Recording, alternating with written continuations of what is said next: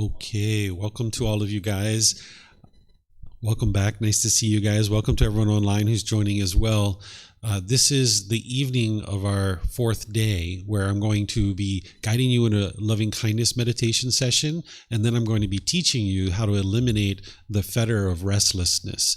This is a fetter that causes the mind to be overactive, confused, distracted. It can be almost obsessively thinking about certain thoughts and certain things that are going on in the mind, but you can train the mind to not do that. So I'm going to teach you what that fetter is, what the symptoms are, how to eliminate it, and how to know that you've actually eliminated it. But we're going to start with the loving kindness meditation because that's what I actually taught this morning to the participants and the students in the class. So we're going to actually do it together. You can do this in the seated, lying, or standing positions. And what I explained to everybody is all the details this morning about loving kindness meditation. But just for those of you guys that maybe weren't here, what you're going to see me do is do some chanting on the way in. Then I'm going to be guiding you in a breathing mindfulness meditation. There'll be a period of time where it's just quiet and we're doing breathing mindfulness meditation. Then I'm going to guide you in the loving kindness meditation. Then we're going to go back to breathing mindfulness and back to the chanting. I'll guide you guys through it. So if you guys would like to join in with the chanting to help ease the mind into the meditation, you're more than welcome to, and then I'll come in with the guidance to help you.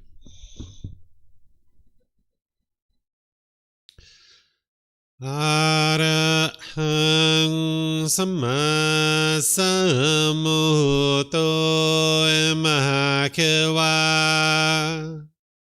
Bhutang Mahakewanang Apivateyami Sawakato Mahakewata Tammo Dhammang Namasami Supatipano Mahakewato Sawaka Sangho Sanghang Namami Namo Rasa Bhagavato Arahato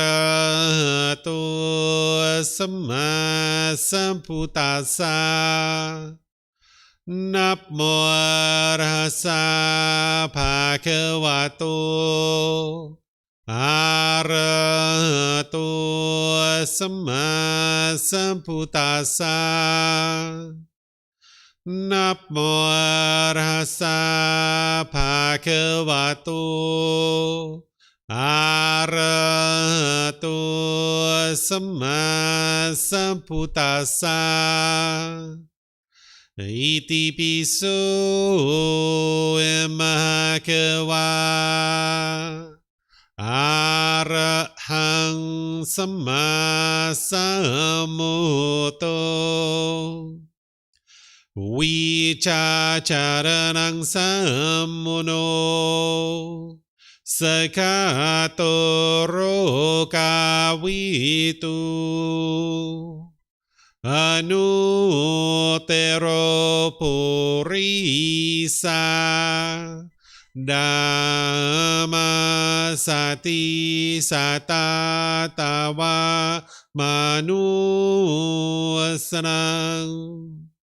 Bhutto Bhagavati.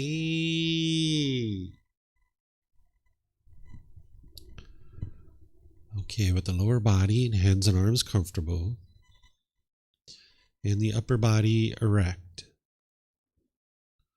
just close the eyes and start breathing in through the nose and out through the nose. Here you're looking to just establish the breath, a nice, natural, steady, consistent breath. Not forced or controlled, just a gradual inhale through the nose, experiencing the full breath. And then whenever you're ready, exhale out through the nose. Breathing in and out. Breathing in and out.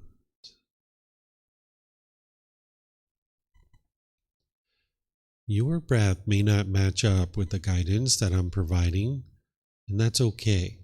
This is your practice. I'm just here for guidance. You can use this voice as a reminder that whenever you get to the next inhale, breathing gradually through the nose, developing a nice, natural, steady, consistent breath. And then whenever you're ready, exhale out through the nose, experiencing the full breath. Breathing in and out.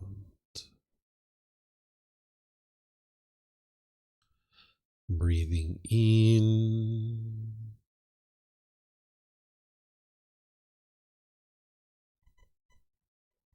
and out.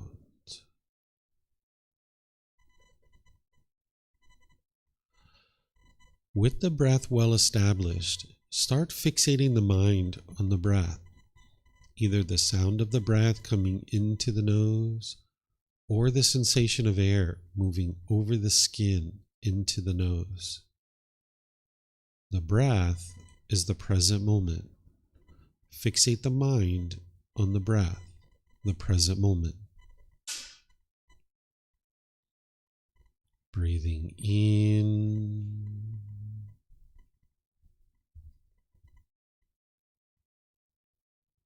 and out.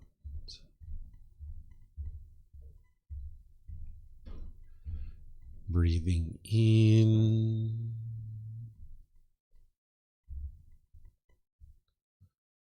and out.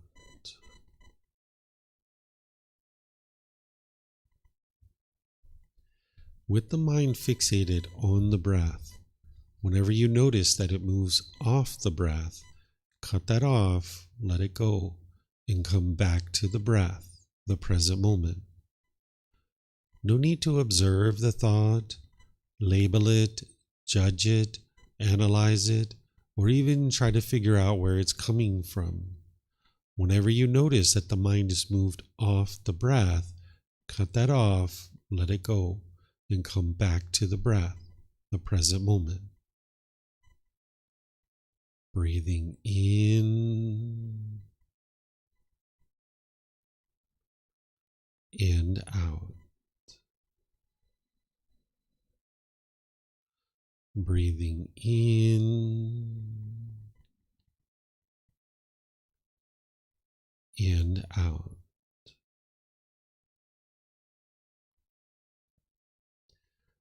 I'm going to be quiet now and let you do this work of focusing on the breath, cutting off and letting go anytime the mind moves off the breath.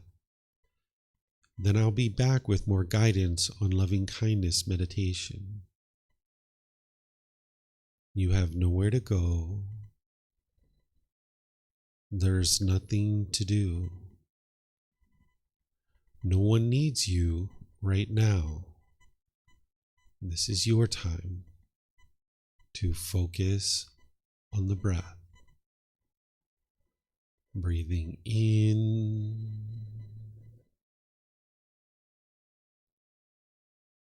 and out.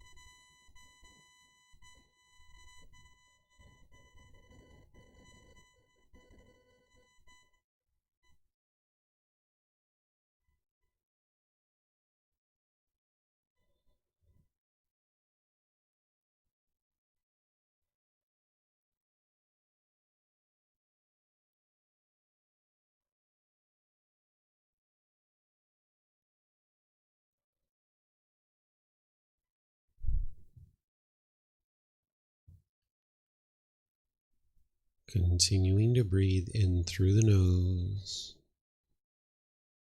and out through the nose.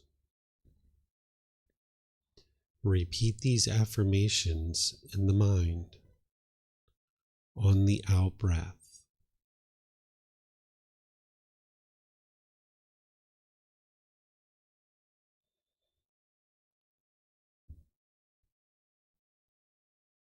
May I be peaceful.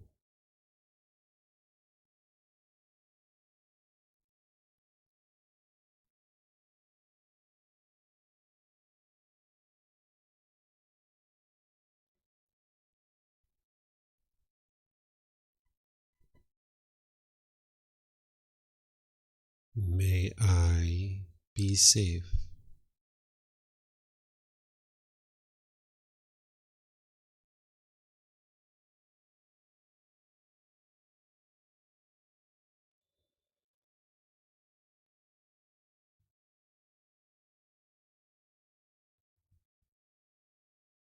May I be well.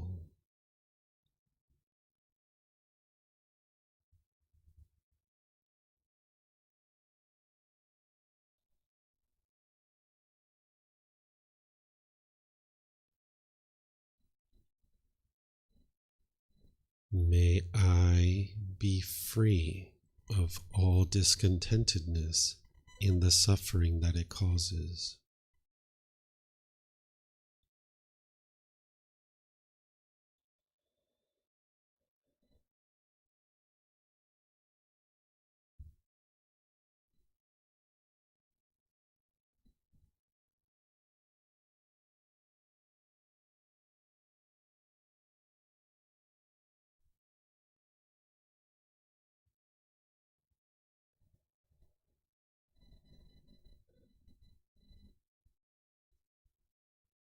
May mom and dad be peaceful.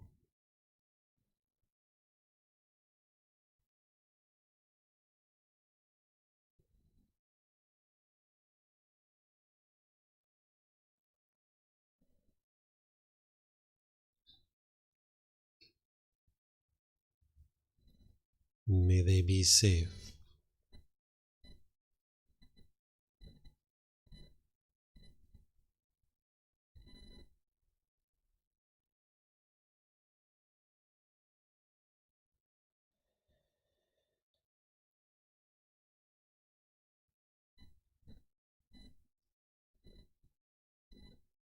May they be well.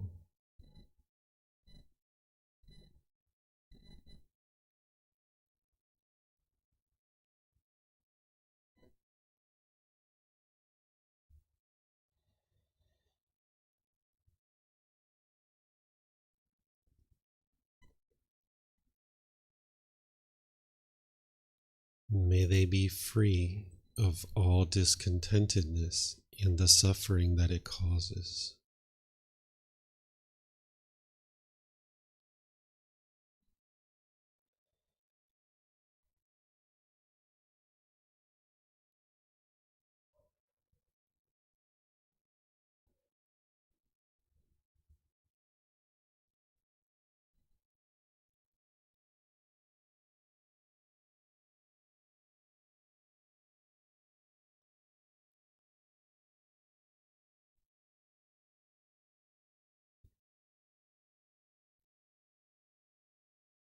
May my family, friends, neighbors, and co-workers all be peaceful.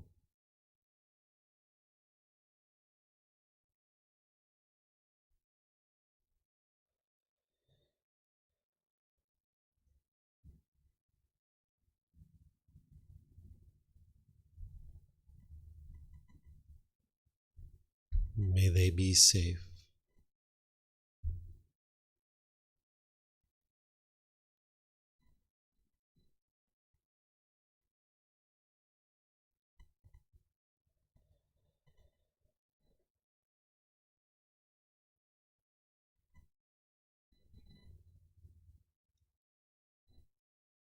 May they be well.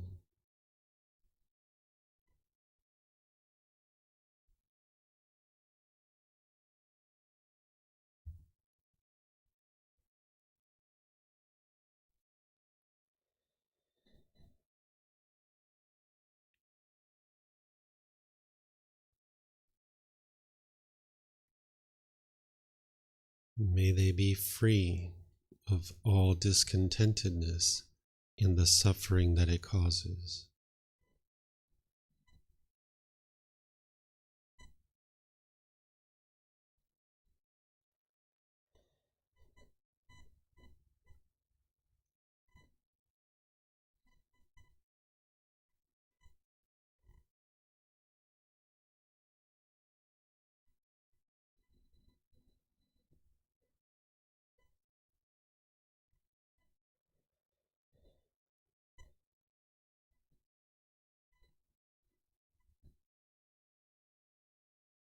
May all those who have harmed me be peaceful.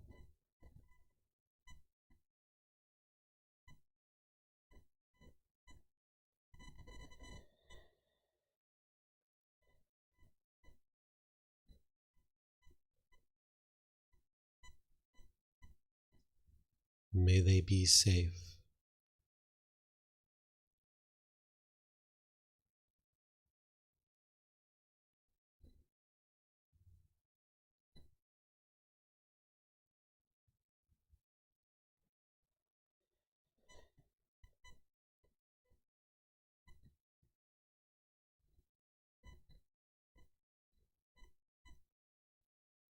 May they be well.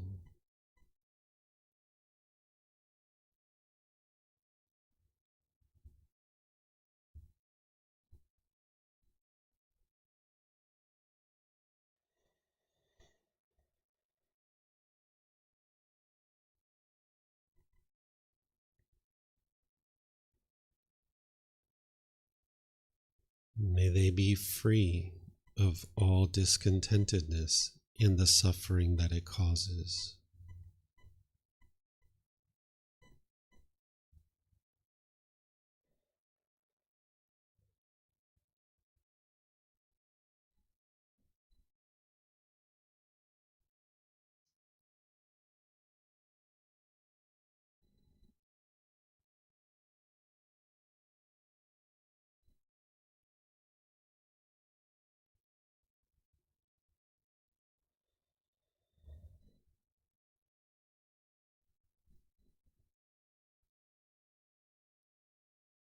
May all those who I have harmed be peaceful.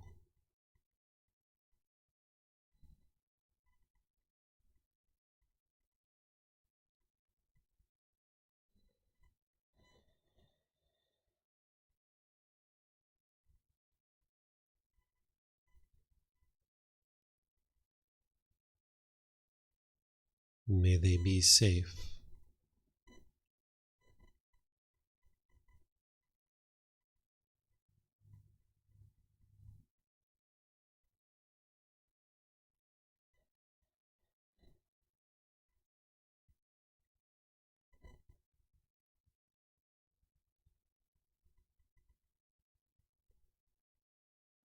May they be well.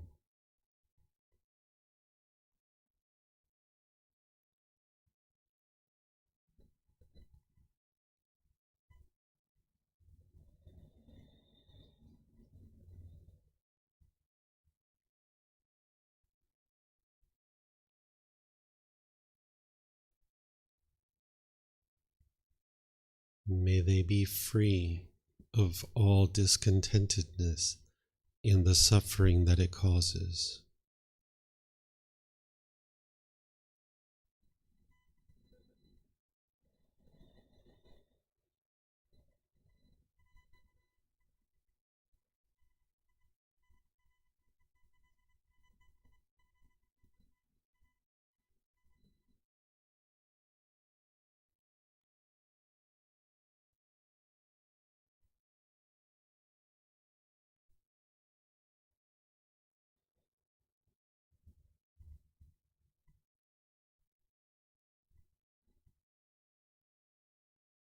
May all beings, wherever they reside, be peaceful.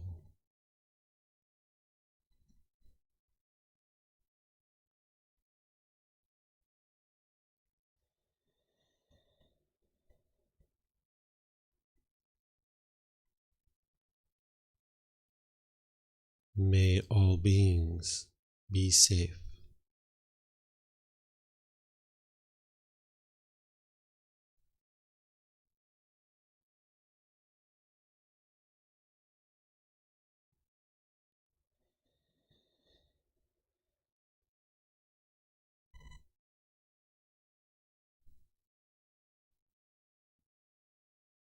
May all beings be well.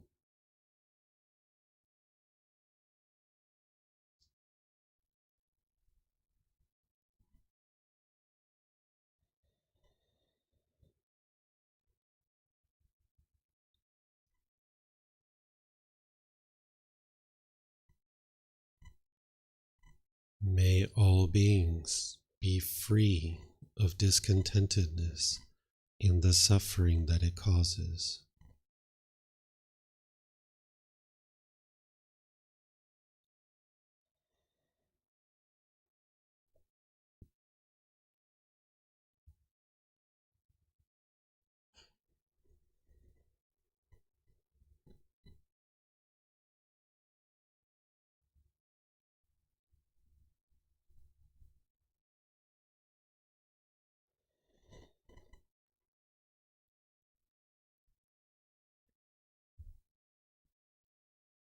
Now return back to breathing mindfulness meditation, focusing on the breath, cutting off and letting go anytime the mind moves off the breath.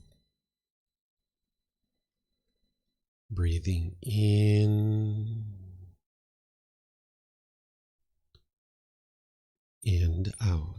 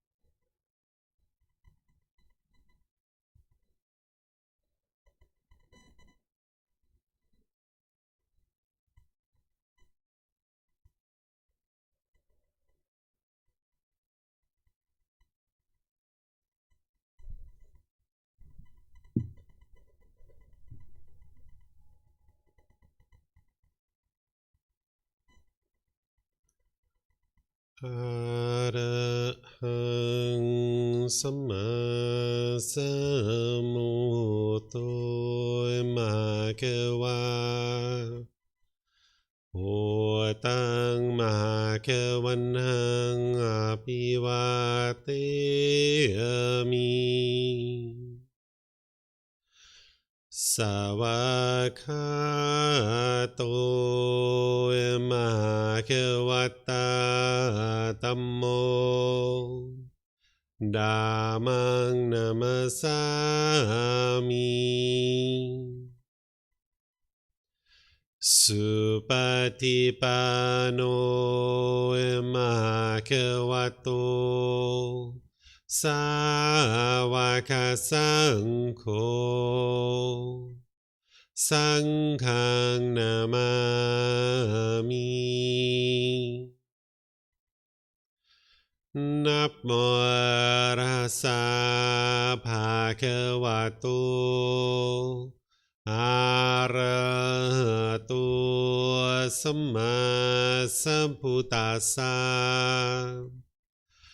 นะโมตัสสะภะคะวะโต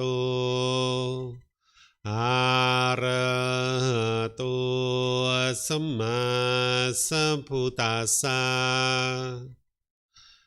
นะโมตัสสะภะคะวะโตอะระหะโตสัมมาสัมพุทธัสสะ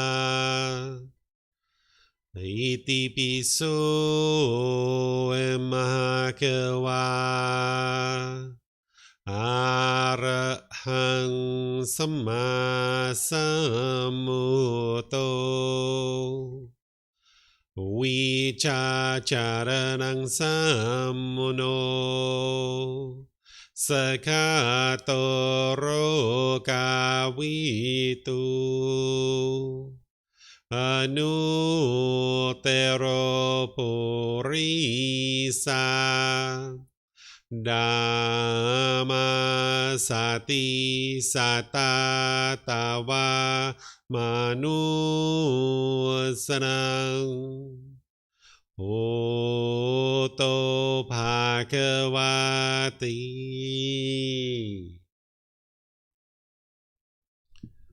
Okay, if you guys would like to slowly make your way out of meditation. Once again, welcome to all of you guys. Welcome to everyone here at the temple. Welcome to everyone online as well. This morning I taught loving kindness meditation and we did it together. And then this evening we're starting our class with loving kindness meditation. I'd like to highlight a few things that I taught this morning because I know many of you guys weren't necessarily here this morning, and some of you guys online, of course, weren't here this morning either. So I'd like to just highlight a few things and give you guys an opportunity to ask any and all questions you'd like about loving kindness meditation before we move into tonight's topic. So this meditation, in all meditations, everything the Buddha taught is always about training your own mind. It's not about changing other people. Sometimes when people hear these affirmations during the loving kindness meditation, they think it's to change other people or to invoke some kind of special power to change other people. So this isn't to change mom and dad and make mom and dad peaceful, safe, well, and free of discontentedness. You can't actually change other people through your meditation.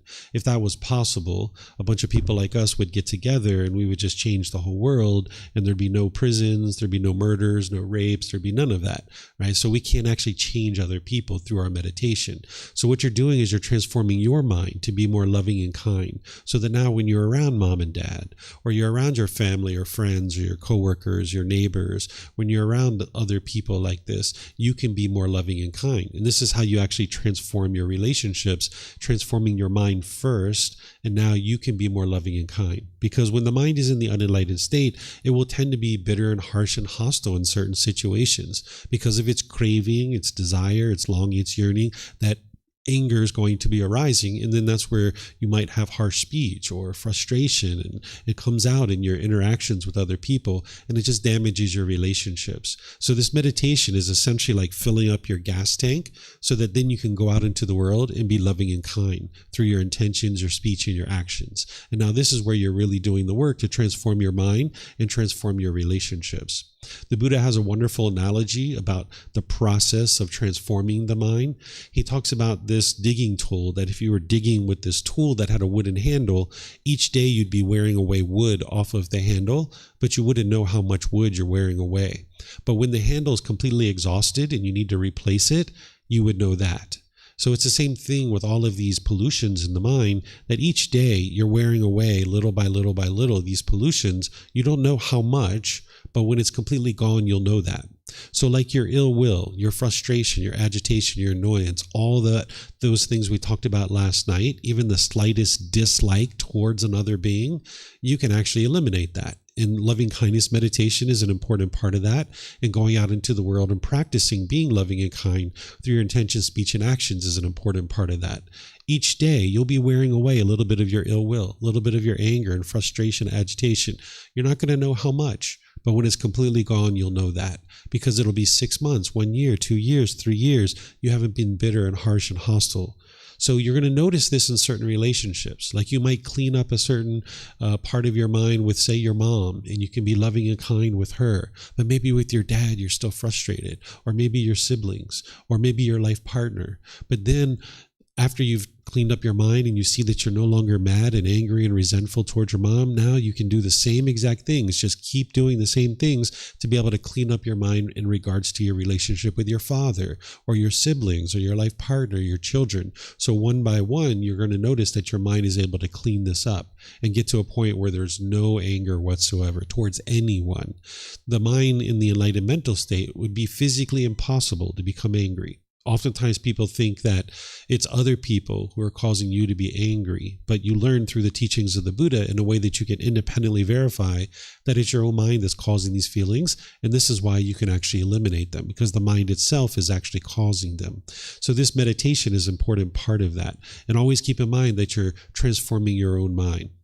Also, you're going to need to customize this meditation. The affirmations that I do, the phrases that I use, those rings that I create, that is just because I'm leading a group of people where I'm using general phrases that apply to everybody.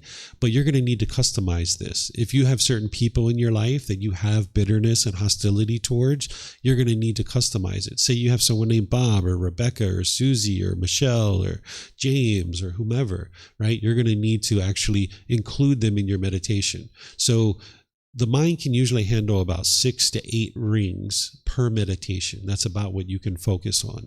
So you might do like a ring or two of people that you currently have loving kindness for. That'll kind of bubble it up in your mind.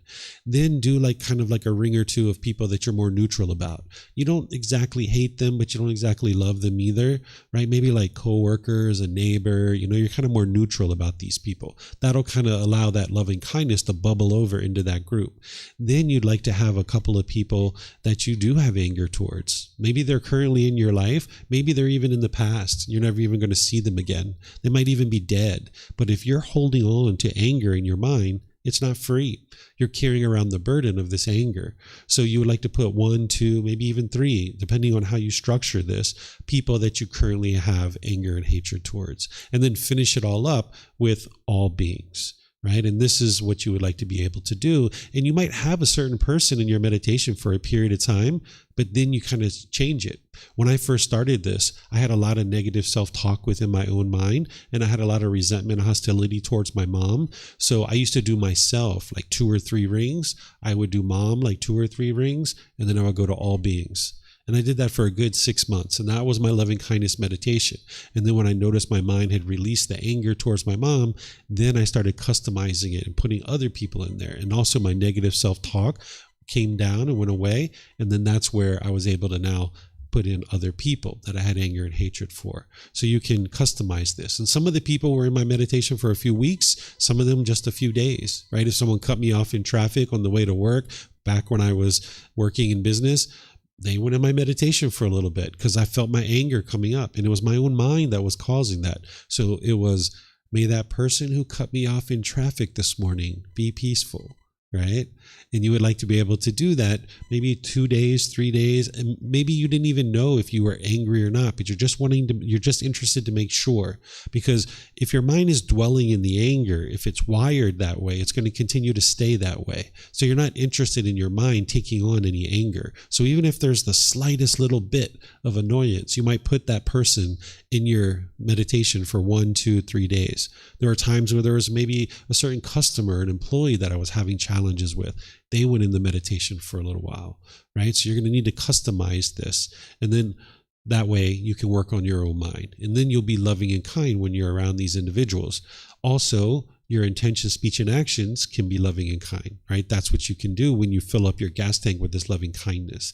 And then if you include some generosity in there, that's one of the things I did to really clean up my mind in relationship to all the expectations I had towards my mom and all the resentment I had. I practiced generosity with her pretty extensively, and that helped my mind to let go and let go and let go. So we could get to the point where our relationship was wonderful before she ended up dying in 2017. So I want to pause here and see if you guys have any questions on loving kindness meditation, because we're going to move on to something else the rest of our time tonight and tomorrow. So are there any questions here? If you guys could use the microphones, that would be great so the people online can hear you. And then those of you guys online, you can put your questions into Facebook, YouTube, or Zoom, or you can raise your hand in Zoom and ask any questions that you like. So any questions here online?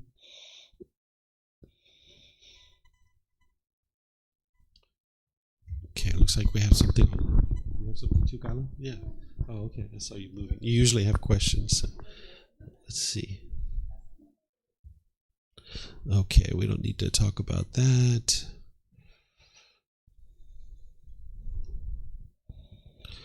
All right. I don't see any online. Okay. So you're just handing those out, Joel, just for when people might have questions? That's very nice of you. By the way, guys, we had a water delivery during our break, and there was extra water in the bottle, and the gentleman put it into some cups over there, so you guys are welcome to help yourself. That's the extra water from the water bottle. So if you guys would like some water, there's some extra cups over there filled up with water. You can just help yourself to those cups of water. Okay, so I'm going to move into tonight's topic, which is talking about the elimination of the pollution of restlessness. This is one of the fetters in the mind, helping the mind to experience peacefulness and calmness that lasts a lifetime. Because by the time you get to enlightenment, you won't have any restlessness in your mind. It won't be bouncing around. It won't have this particular fetter. So when we talked last night, and I shared with you guys sensual desire and ill will, we talked about how with sensual desire in the mind's pulling in all these different directions, and it lacks concentration, it lacks focus and clarity. Well, when you get rid of sensual desire out of the mind, that's going to take care of a good 95, 98% of all the distraction in all those things that are in the mind. But there's still this fetter of restlessness. This is what the Buddha refers to as residual clinging or residual craving. That sensual desire makes up the bulk of all the craving and desire, attachment that's in the mind, but there's this residual clinging or this residual craving that's in the mind. It's just like a little low-level amount of it, and it can produce this restlessness. And this is what you need to be able to eliminate. That's why it's a higher fetter. It's fetter number 9, because sensual desire is number 4, right? So now as you're making your way through the fetters, if you've eliminated the lower 5, your mind is in that 3rd stage of enlightenment as a non-returner.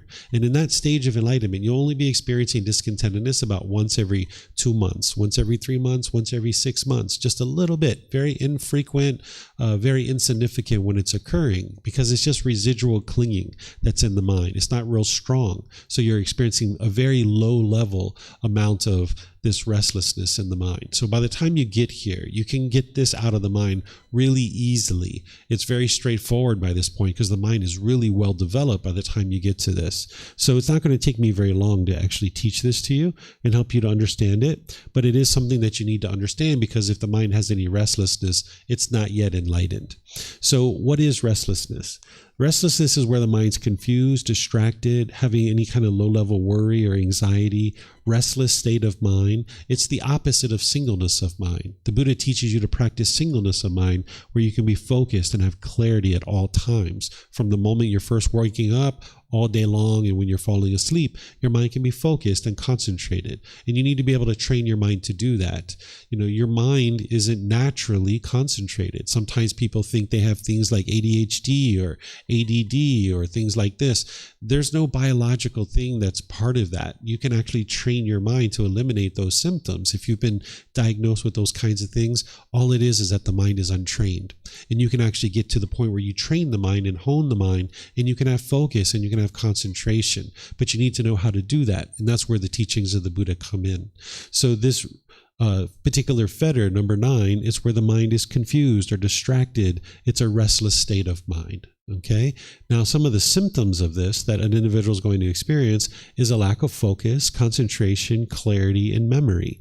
There's a lot of that gets cleaned up with that central desire that we talked about last night, but there's still a low level of this when the mind still has this restlessness. You might notice this overactivity of the mind or the body. So the overactivity of the mind is kind of like continuous thoughts in the mind, over and over and over, repetitive thoughts in the mind. The overactivity of the body is if you've ever sat somewhere and kind of like bobbed your knee or tapped your finger, or you had a pencil and you just kept tapping the pencil over and over and over again. That's because the mind is restless and it's coming out through the body. The mind is the boss. The body is the employee. The body's just following whatever's going on in the mind. So if you're tapping your finger, you're bobbing your knee, you're tapping a pencil, this is because the mind is restless. It has overactivity in the mind and it's coming out through the body. And you need to be able to spot that, right? You might have these little tics where you're constantly maybe adjusting your clothing or things like this. This is the restlessness of the mind. You can have these repetitive or obsessive thoughts, as I mentioned. There can be rapid or confusing speech because your mind is moving so fast that you're also speaking really fast too. It can be rapid, or the mind can be jumping around from topic to topic, right? At this point in time, it's minimal, right? But you still have it, right? And you're going to have this through as you're having this central desire. So as you knock down the central desire, some of this stuff gets cleaned up, but you can still have a little bit of it even when there's restlessness in the mind and the central desire is gone. You can find that there's an inability to rest and relax even when you're off work, even when you're at home and you're sitting somewhere. You can find that it's very challenging to rest and relax because the mind is just overactive and you can't really calm down. It's kind of like a racehorse. If you've ever been to a racetrack, the racehorses run around the racetrack and they're racing. And then when they go to the barn, they can't calm down because they're all hyped up because that's what they've been doing all day long. So if you do that with your mind where you're racing around, doing all these different things, when you get home, it's going to be hard to rest and have a relaxation. So by getting rid of this, it'll really help that. There can be discontent feelings, kind of a low-level stress or anxiety or worry. It's almost like a low-level hum in the mind. It's kind of a very low level of discontentedness. So these are some of the symptoms, okay? So any questions on what restlessness is or the symptoms of it before I move into the solutions?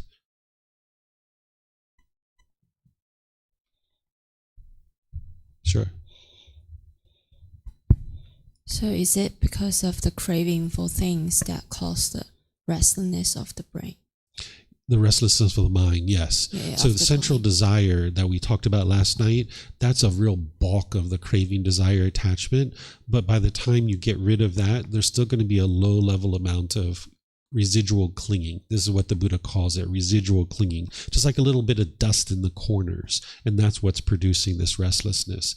Prior to getting rid of the central desire, this restlessness can be really heightened. It can be really high. But when you're working on getting rid of the central desire, this one's going to naturally start coming down as you're getting rid of the central desire. But getting rid of the central desire, there's still going to be a little bit of residual clinging that is allowing the mind to continue to be restless. Mm-hmm.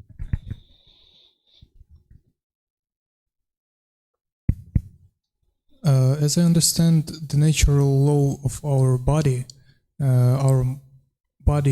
is working because of energy. We're taking this energy from food, from the breathing, from whatever. Can I consider, if I have a low energy because of my physical activity, can it be considered as a restlessness? Because, for example, if my body don't have enough energy to work in the efficient way, it can have a lack of focus, concentration, like low clarity of mind and memory. You'll find that as you train your mind in the teachings of the Buddha, even when you have a lack of food in the body, your mind's still focused and still concentrated. Even when you have a lack of sleep, if you sometimes maybe have 2 hours of sleep, when you wake up, having trained your mind, you'll still be very focused and very concentrated. As an enlightened being, there's nothing that can take away that focus and concentration, whether it's food, whether it's a lack of sleep, or any of these kinds of things. You'll still have your focus and concentration regardless of those things. So while we tend to think the way that you think, when you see the truth for yourself as you train your mind, you'll come to understand what I'm sharing with you. But right now, it might be hard for you to see that, because right now, if the body doesn't have food, maybe you feel like your energy is depleted and you feel like a low level of energy. But when you train your mind and you don't have that craving for the body to be permanently comfortable or other things like this, you'll see that your mind is still bright, it's still cheerful, it's still uplifted, even if there's a lack of sleep or lack of food or any of these other things. Now, as an enlightened being, you're making decisions to ensure that you do get your sleep and you do get your food and things like this. But on your way to enlightenment, even in that third stage of enlightenment, you can have days where maybe you don't sleep for, the full, 6-8 hours that you would normally sleep. You might only sleep an hour or 2 or 3 for one reason or another, or you might not get food when you actually would normally get food. And that's where you'll be able to see, like, whoa, even without food and without sleep, the mind's still concentrated, it's still focused, it's still bright and uplifted. So you just need to see that for yourself to know what I'm sharing with you is true. Mm-hmm.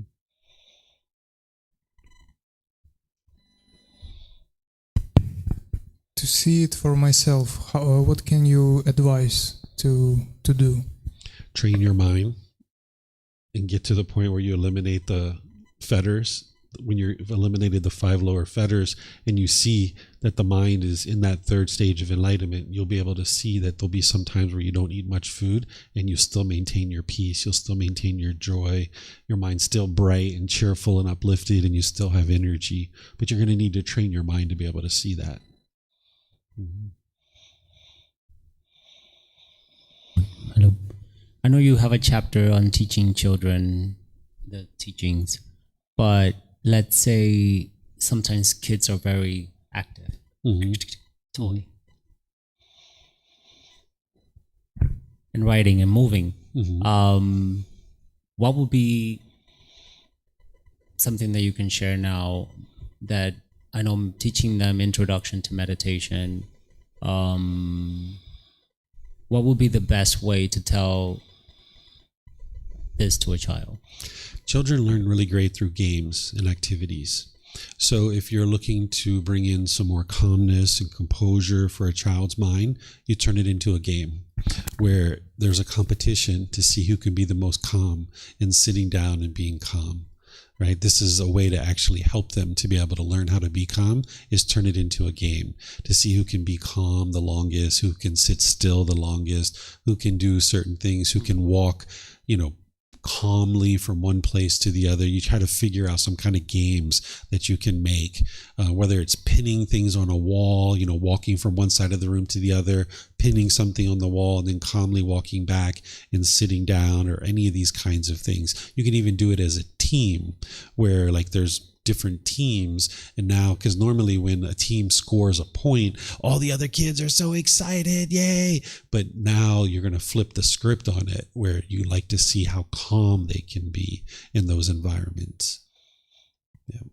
Does that work Mm-hmm. all the time?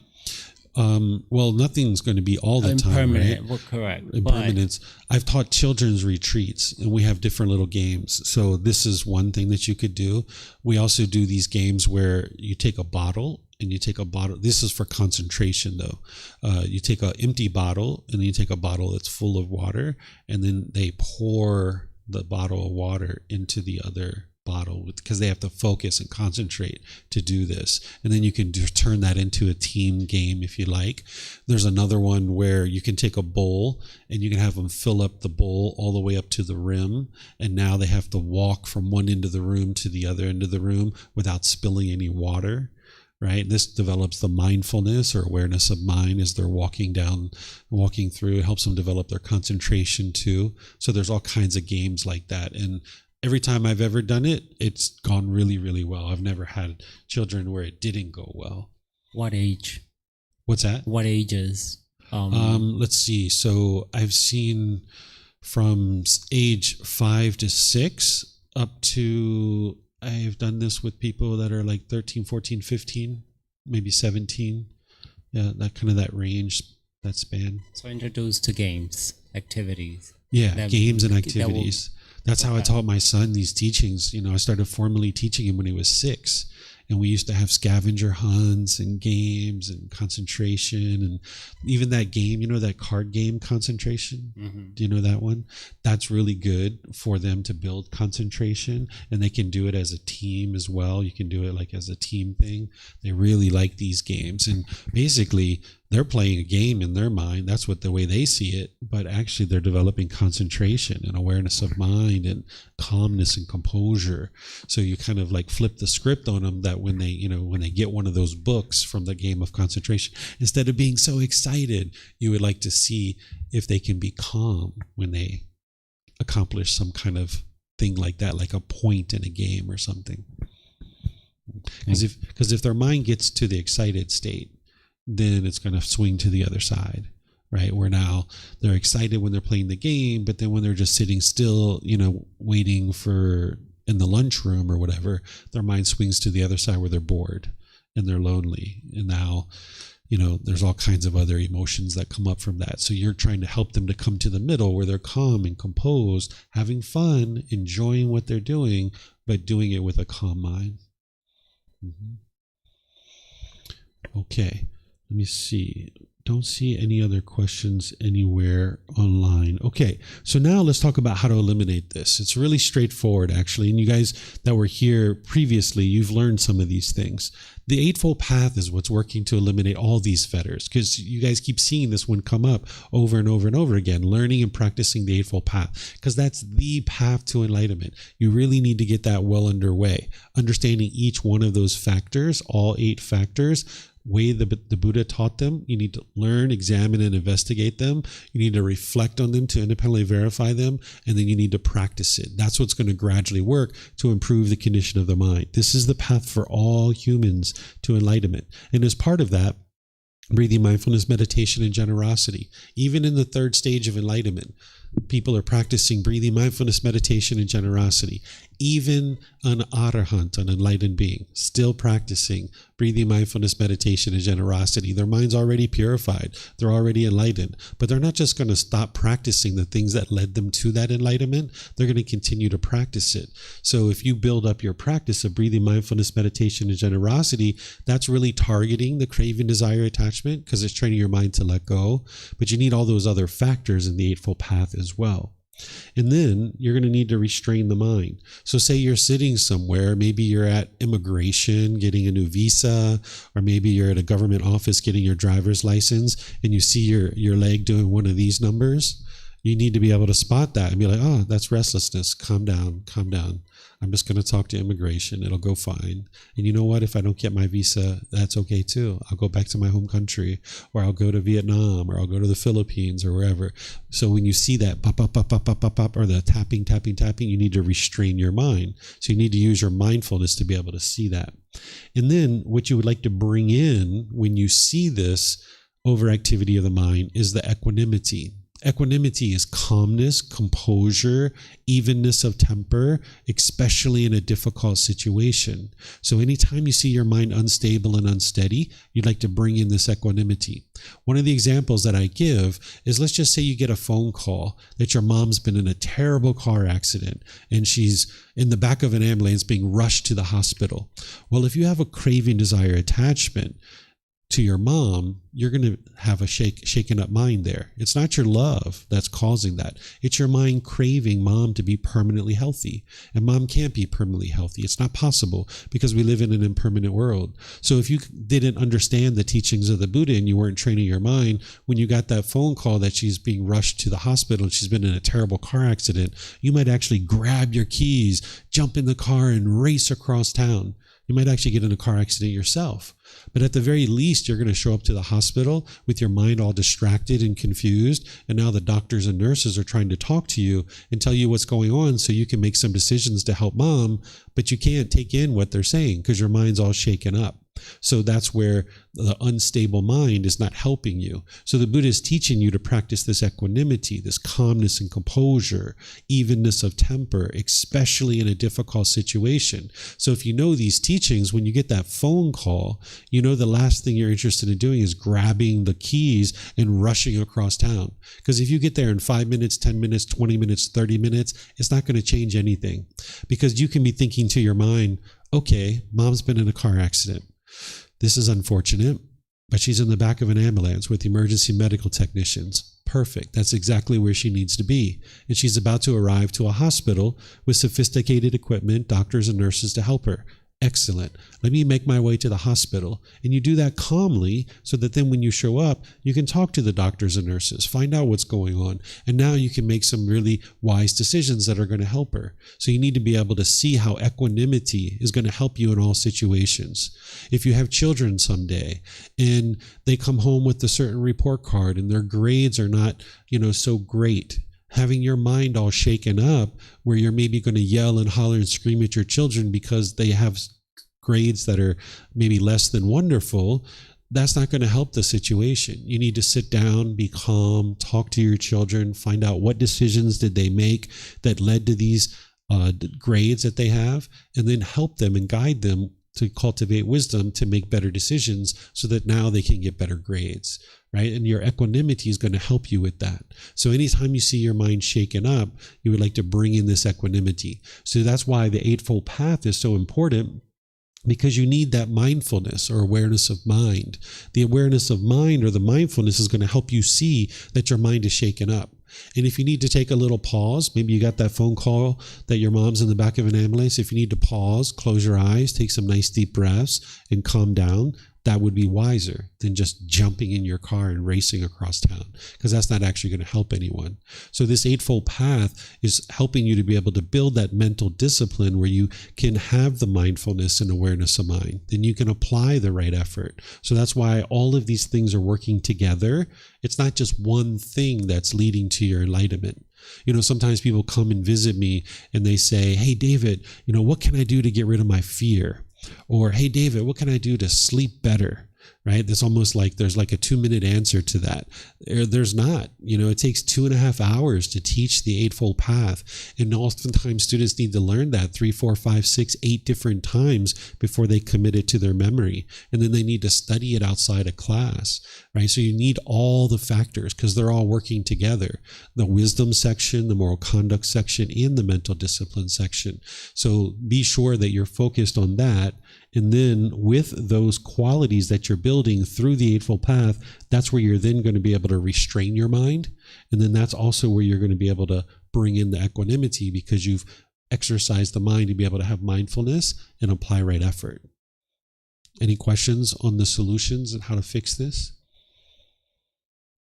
No questions? Okay. So now, how do you know that the restlessness is gone?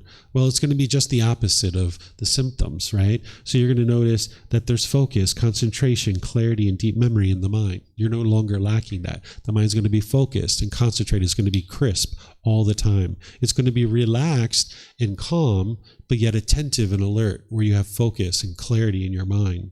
The mind in the body is going to be calm.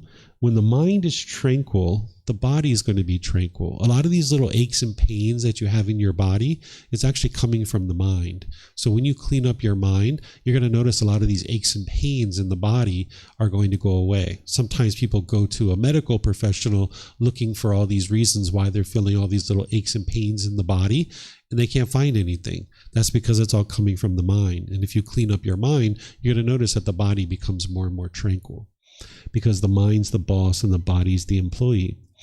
The mind, when it's stilled and quieted with no repetitive thoughts or obsessive thoughts, where you just have repetitive thoughts over and over and over again, you'll know that this restlessness is eliminated out of the mind because you don't have these repetitive thoughts over and over and over and over again. But you're going to need to implement those solutions to be able to get to that point.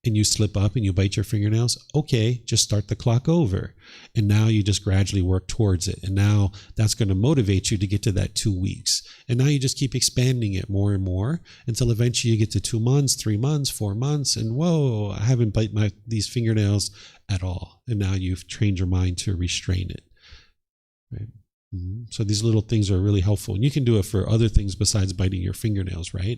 If somebody was like smoking cigarettes, or if somebody was watching pornography and they were trying to get rid of that, or any number of different things that you might decide to use it for. So this praise and reward works really well.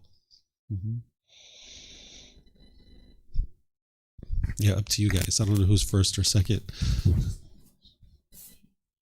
Yeah, up to you. Yeah. So I think the mic's not on yet. like, what if she fails to do it? Like, she set a goal, like, I'm gonna like finish it in 1 week, and then I'll get a chocolate. But what if she just keeps like 4 days? She failed the goal. Yeah, so eventually she'll expand it, right? So if you keep that chocolate bar at 1 week, 7 days, and you go up to 4 days, and then you bite your nails, okay, no chocolate bar. And now let's say, now from there you go another 4 days, okay, no chocolate bar. Another 4 days, no chocolate bar, right? And now you gradually expand it until you get to your goal, which is the 7 days. And now you get your chocolate bar.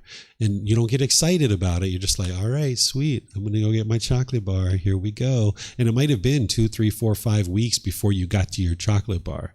Because this is, like I was talking about last night, about how you use one craving to get rid of another craving, right? This is one of the ways you can do it. Not necessarily, you might not be craving chocolate bar. You might not have a craving for chocolate bar, but you could still use that for this reward. And you might not be craving to go to the movie. But even if you were craving the chocolate bar, going that 4 or 5 weeks without the chocolate bar until you get it. So not only are you helping your mind with the craving to bite your fingernails, but you're helping your mind with this craving for the chocolate bar too. Because maybe you would eat chocolate bars every 3 days in the past, and now you're not getting one for 3 or 4 or 5 weeks. So it's actually helping you with both cravings at the same time. It's really fun, like when you're training your mind like this, because I don't know if you guys have ever been involved in like a home improvement project. I don't know if you've ever done it. No, a lot of you guys are young, right? So if you have a house, and especially if you buy like an older house, you're going to be interested in improving it, right? Like laying down tiles or painting or crown molding, wallpaper, different things, right? So typically it's like really fun because you got to sit there and envision what it's going to look like. You go to the store, you look on the internet, you pick out some wallpaper, some paint colors. It's really fun to do this. And it might take you multiple weeks or even a month or two to complete this project. But when you're done, it's like, wow, this feels great. I got this home improvement project. I just made the bathroom nicer, right? And now every time you go into the bathroom, you feel great. It's like, wow, this is wonderful. I fixed up this bathroom, right? So working on your mind is kind of like a home improvement project, because this is your home. This is where you're living like 24 hours a day, right? You're living in this mind. And it's like cleaning it up and making it a better place. Like just like you would clean up your home and make your home a better place to live, you're making this home a better place to live. So these little things that I'm sharing with you, it's like it can be really fun to work with the mind like this skillfully and help it to move to this more peaceful and joyful mental state, which is enlightenment. Joel, you have a question?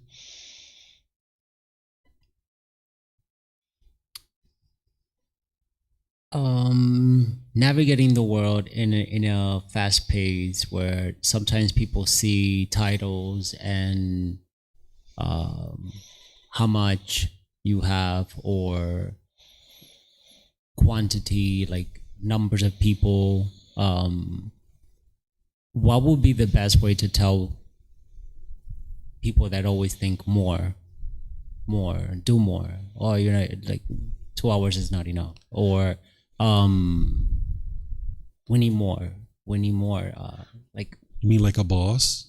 in general, in general, any place or anywhere you go, restaurant or marketing or ever, in general, what would be the best way to say more is not necessarily better, and doing more for longer hours doesn't mean that is giving the best result. Well, since you're asking generally, I can only answer generally, right? I can't be specific. So, in general, if people are putting expectations on you, you don't need to subscribe to those expectations, right? Because you'll never meet this person's expectations. Because even if you work really hard to meet their expectations are just going to change. So this is one of the things that people do, particularly with parents and bosses. If people have expectations of you, you will tend to adopt those expectations of yourself. And now you'll just always feel like you're less than, because the expectations are always here. Even if you work really hard to get there, this person's going to get happy temporarily, but then their expectations are going to change. I learned this very early in life. When I was about 17, I used to hang out with a lot of my guy friends, and my family came to me and they said, David, you're spending too much time with your guy friends. You should get a girlfriend. Thought about it for a couple months. I was like, okay, I'll get a girlfriend. So I went out and got a girlfriend, and I started spending time with her. And they came to me, they're like, you're spending too much time with your girlfriend. You should spend time with us. And I was like, man, like, what's going on here? Like, every time I turn around, they're having a different expectation. And I got to the point where I told my family, I said, my goal is not to meet your expectations. That's not my goal. And they were shocked, of course. They were surprised. And I said, yeah, I'm here to live my life, to live my journey. You guys live your life. I'm not here to meet your expectations. And then they kind of challenged that a little bit as we went through the months. They would try to put expectations on me, but I would just ignore it, right? So when people are putting their expectations on you, the best thing you can do is pretty much ignore it. Because if you allow your mind to adopt that more, you'll just run yourself ragged. You just need to know for yourself what is the middle, right? We talked about that in the recent group learning program. So if you're chasing, you're not going to be peaceful there. And if you're over here where you're dull and lethargic and complacent, you're not going to be peaceful there. So you need to find the middle for you. And even though other people are trying to tell you what they want you to do, you need to know your middle and not budge off of that. Even though someone else might be trying to tell you what they think, if they would like to do more, so be it. That's on them, right? If someone's like, oh, you should do more, you should do this, you should do that. Oh, if you would like to do those things, wonderful. I'm very pleased with where I'm at right now, right?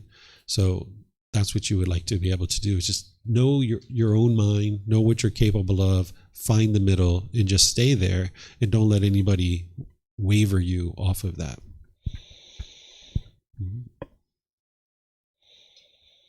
Alejandro? Oh, I didn't see. I don't know who's first, who's second. Okay. I will go first. Thank you.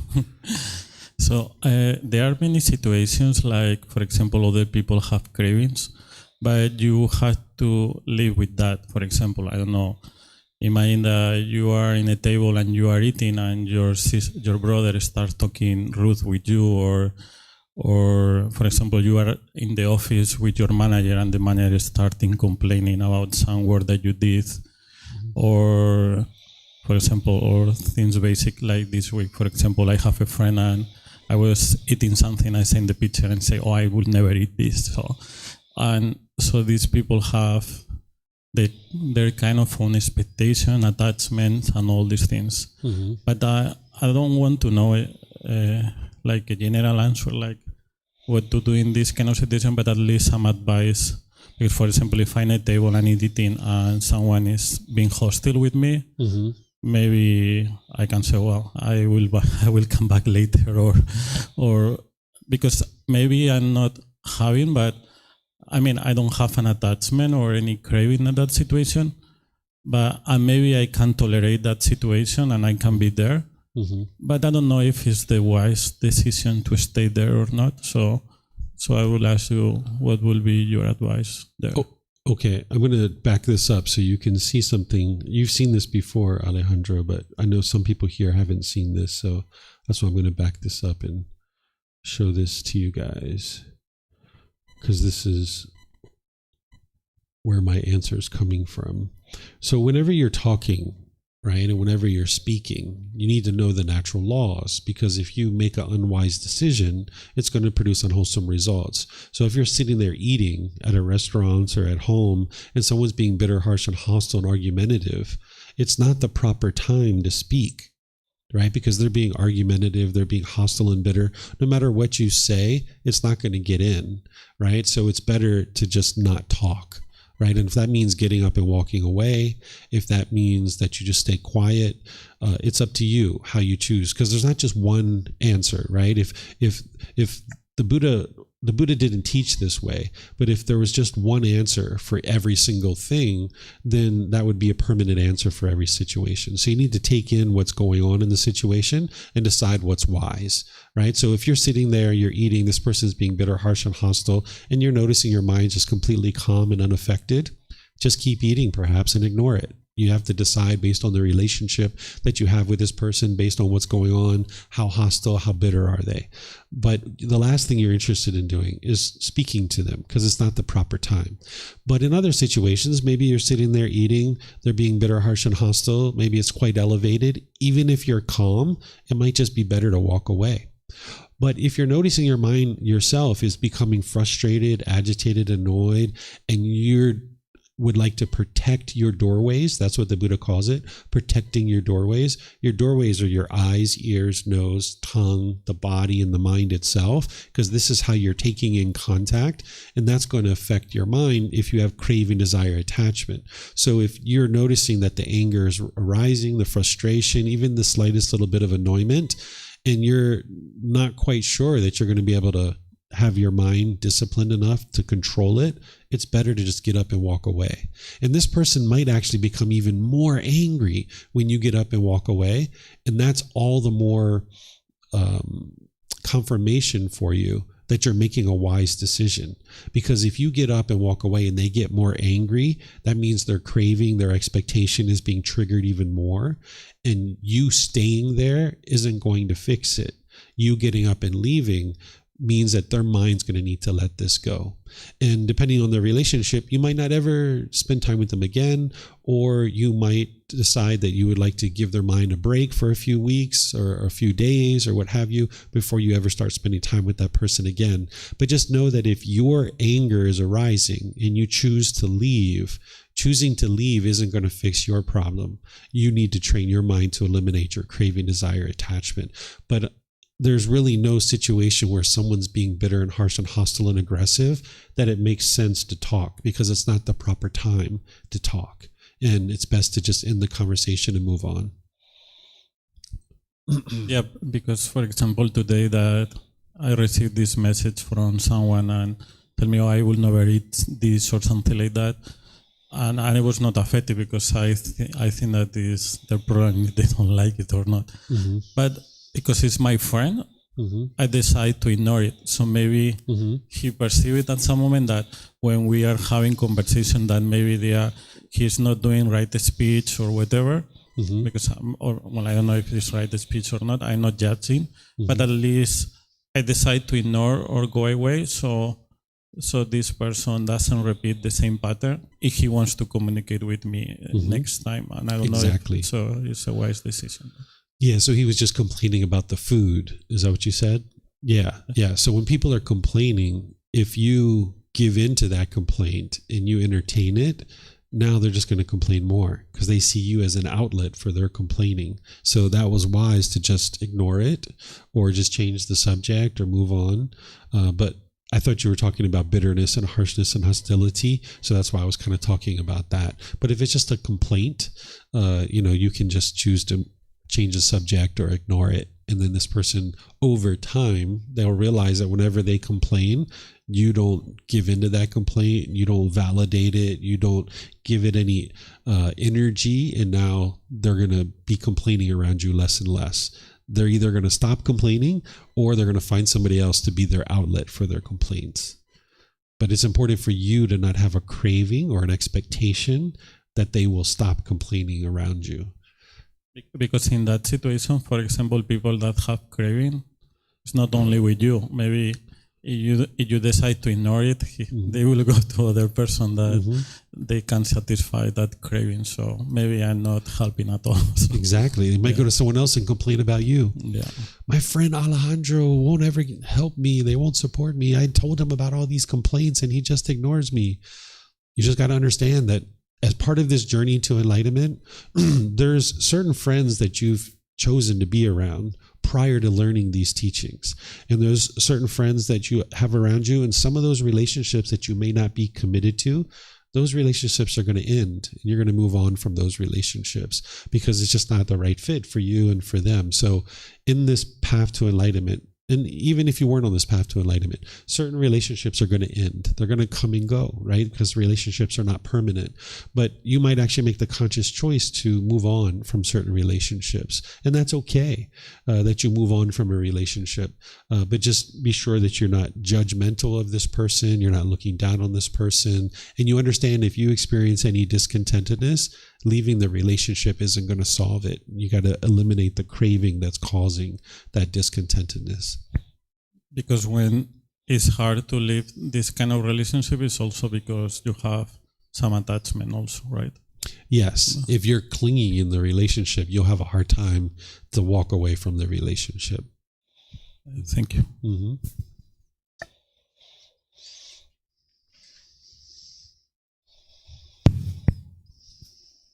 Can you please turn the last slide? What we were just talking about? Yeah. The restlessness? Yeah. We got to go all the way back to day 4.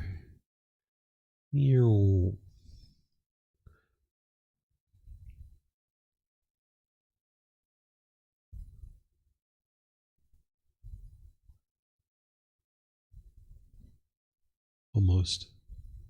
Here we go. There. Yeah, so you said that as about restlessness, it can cause like a lack of focus, concentration, and the results of practicing like to get away from this restlessness is the opposite of the symptoms. And I wonder what is the criteria. For example, some people can say, yeah, I have a lack of focus, I have a lack of concentration. Some people say, oh, I have a lot of, but how can we actually prove it? Where is the criteria where we can say it's a lack of focus or it's like a lot of focus or whatever? You mean for you, how can you determine whether you have focus and concentration or not? Yeah.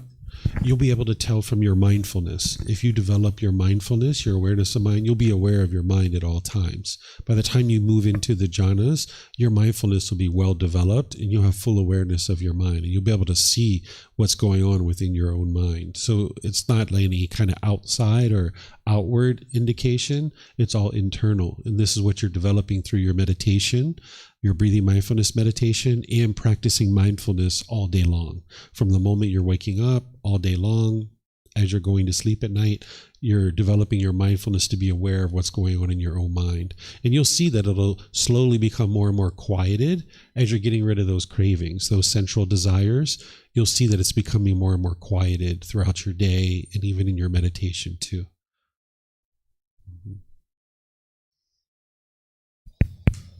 Okay, I got it.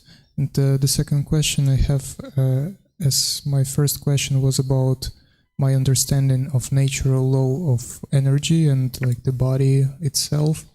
I still not quite understand like how it works with the mind. You said it's not, if the mind of Arahant, for example, is not conditioned by food or whatever he's like taken to have this energy for mind to work. I want, maybe you can provide some example that can like literally open my mind on this particular moment. And I remembered one story. There was a monk in Thailand and a lot of people were considering him as an arahant, and it was Ajahn Chah. And at the end of his life, he was almost like disabled. And he was on this wheelchair and like hardly can give any type of activity, but still people consider he was an arahant. How can it be so? Yeah, so I don't know whether Ajahn Chah was an arahant or not, because I didn't live during his time frame and I didn't meet him. What other people say and whether they think he was an arahant or not, or an enlightened being, that's a choice for them to make. And it would be unwise for you to just believe somebody else that this person is enlightened. You need to know what enlightenment is for yourself and make the decision for yourself, what you know about enlightenment. But to determine whether Ajahn Chah was enlightened or not, now that he's already passed away, it doesn't make sense at this point. And the only reason why you would be interested to know whether someone is enlightened or not is if you were going to study with them as a teacher. You would like to know that they're either enlightened or very close to enlightenment. So that's why in chapter 3 of the book series, the first book, volume 1, I put about 6 to 8 different questions that you could ask a teacher to help you to determine whether this person's enlightened or not. One of the things that the Buddha gives you is a very simple shorthand way, is he says to observe the person's mind. And if the person's mind is muddled, meaning lacking concentration, then you know that they're not enlightened yet. Because once you get all these pollutions out of your mind, you'll notice that there's focus, concentration, clarity, and deep memory. A person who's actually enlightened would be able to easily talk about the teachings with ease, and their mind would be clear and concise about what it is that they're teaching, because they actually have purified their mind. So having a clear, focused, concentrated mind is an indication that someone could potentially be enlightened. But that's not the end-all, be-all. There's other things as well. So that's why I put this kind of 6, 8 different questions in chapter 3. But the Buddha gives this kind of shorthand way, because a lot of times when people are first getting onto the path and looking for a teacher, you don't have all the background of all these other things. So again, the only reason why you'd be interested to determine whether someone's enlightened or not is if you're going to spend some time with somebody to learn the path, you would like to have some confidence that they're either enlightened or very close to it. But whether, Joel is enlightened or you are enlightened or someone on the street is enlightened, this isn't something you would like to go around to try to figure out. So that was the last part. What was the first part of your question?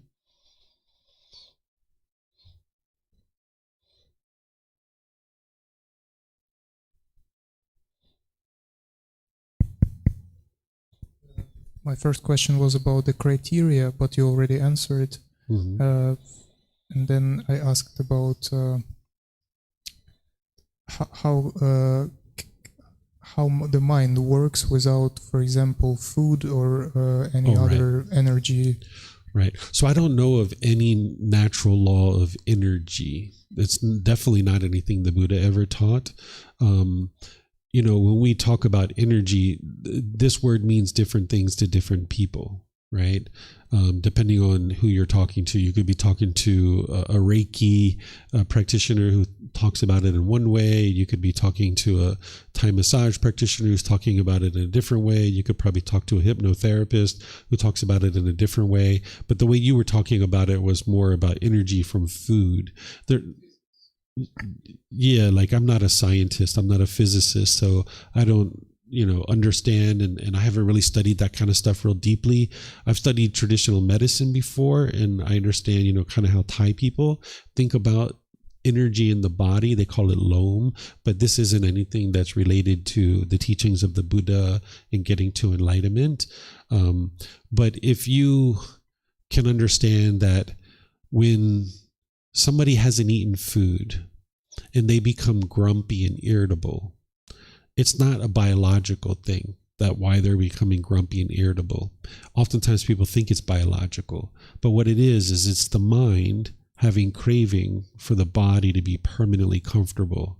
There's nothing biological about the feelings and emotions that a person has in their mind.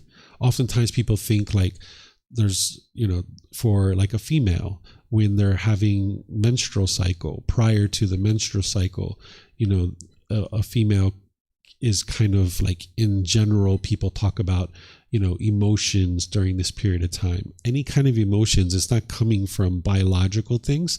It's actually coming from the mind. And the mind is non-physical. It's not tangible. There's nothing biological about the mind. So when you're talking about food intake, that's a biological process. It has nothing to do with the mind at all. If there's a feeling in the mind, it's coming from the mind and the mind's cravings, desires, attachments. It's not a biological thing. So if an enlightened being had a motorbike accident and their ribs were broken and they were unconscious, when they woke up, they would still be smiling and joyful. Even though their ribs are cracked and broken, they would still be smiling and joyful. Even though the body is having physical pain, the mind would have no mental anguish whatsoever. So it's the same thing with food, that if there's a lack of food and the body needs food, and there's pain in the body from a lack of food, the mind's still going to be completely stable and steady and peaceful and joyful, bright and uplifted. And the only way that you're going to be able to see that is true is to experience it for yourself, that when you have a lack of food and you can see that the mind can still be joyful and maintain its joy. Yeah, but I was not asking about emotions like discontentedness and all of that. I was talking specific about focus, concentration, the clarity of mind, and deep memory. For example, if we take any person and like put them in a room without any food or whatever, like for 2 years or something, they will just die, and they don't have any good focus or concentration or clarity of mind and deep memory. So it's like, I wanted to understand it like logically, because as I understand, you say that even without sources of energy like food, the mind still can be operating like in a higher degree. But how does it possible, specifically in focus, concentration, and clarity of mind and deep memory? Because what's going on in the mind isn't biological. The food that you're talking about, that's a biological process. The focus, the concentration, the memory, all those things, it's not biological. So the brain is one thing. The mind is something completely different. The mind is non-physical. The brain is a physical organ. So what you're used to is this biological process that you're describing, but the mind doesn't function on a biological process. It's an independent thing separate from the body and the biological processes that are happening in the body. So whether it's emotions and feelings or whether it's qualities like focus and concentration, they're independent of the biological processes in the body.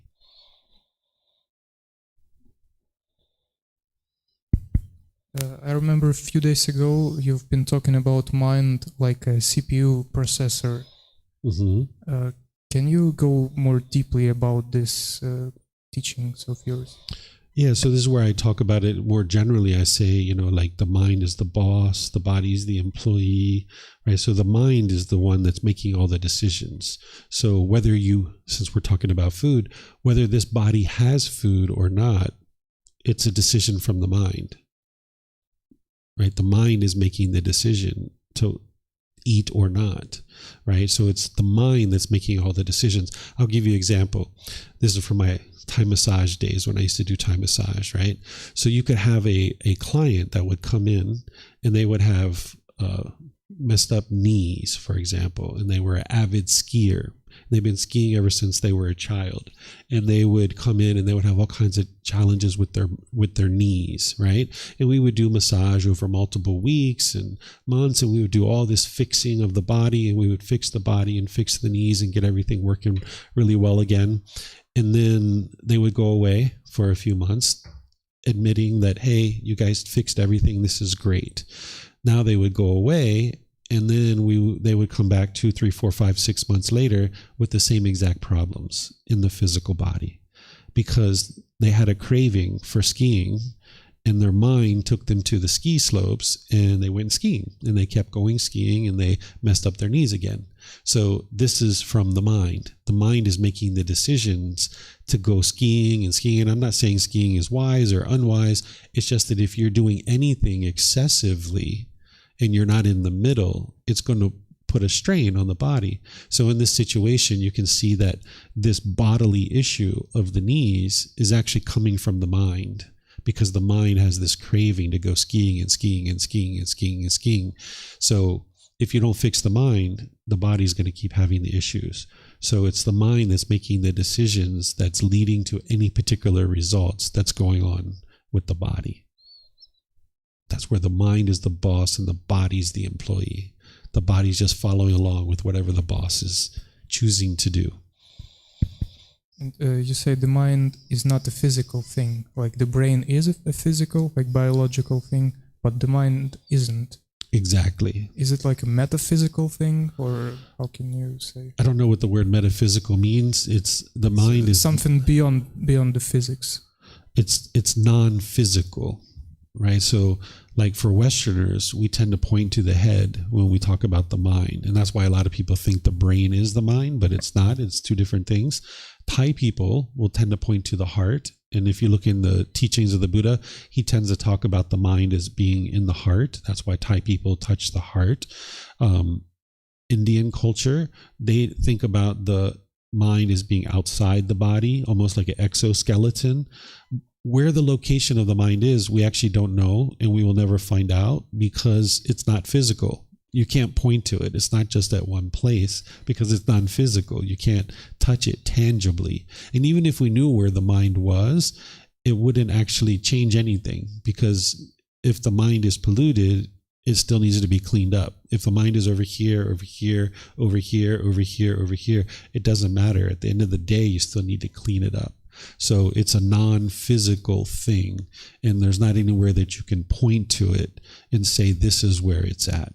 But you can see that it's completely separate from the body. And the way that you get to that understanding is some people, as they develop on their meditation and they develop on the path, as you're meditating, you can get to the point where your mind is almost like in the corner of the room, looking down on this body. And even though you're sitting here with the physical body with your eyes closed meditating, you can actually see yourself almost like a CCTV camera. You can see that this being is just sitting here meditating while the mind's over there looking down on the person. And you can also see this if you've ever read anything or heard anything about people that are like in a coma, right? There's people that are physically brain dead and they're on equipment to keep the body alive, and those people have maybe been in that coma for 2 weeks or however many months, and their family comes into the room with the doctor, and the doctor is advising them to pull the plug, that this person's brain dead, and you know they're not going to ever live a viable life again.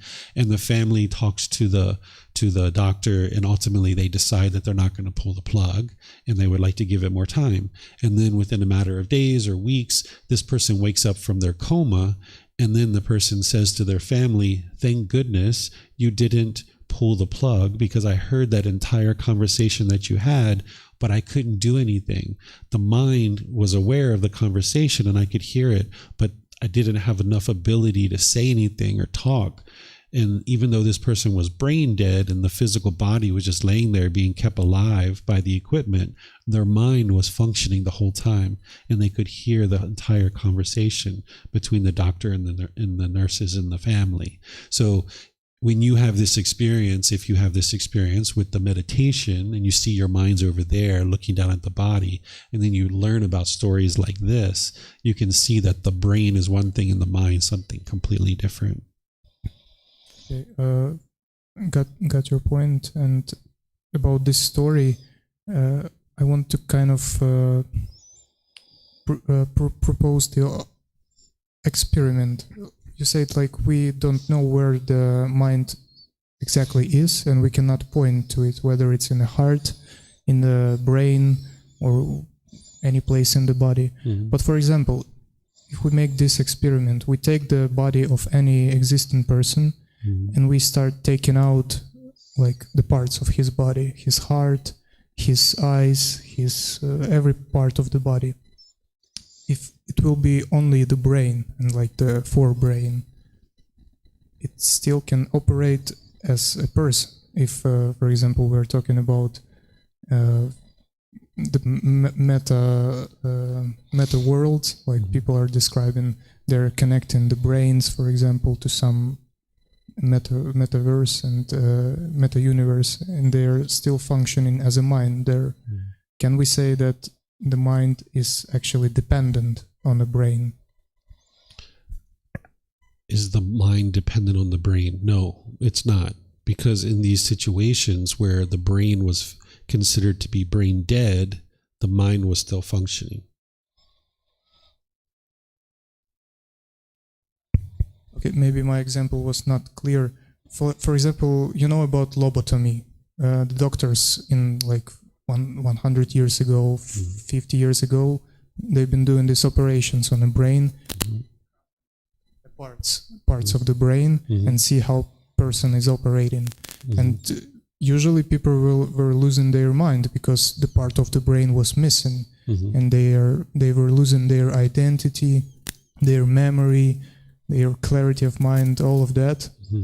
With every bite of the brain, the doctor was pulling out. So your same question, right? Same question. So there's a connection between the mind and the brain, but they're two separate things.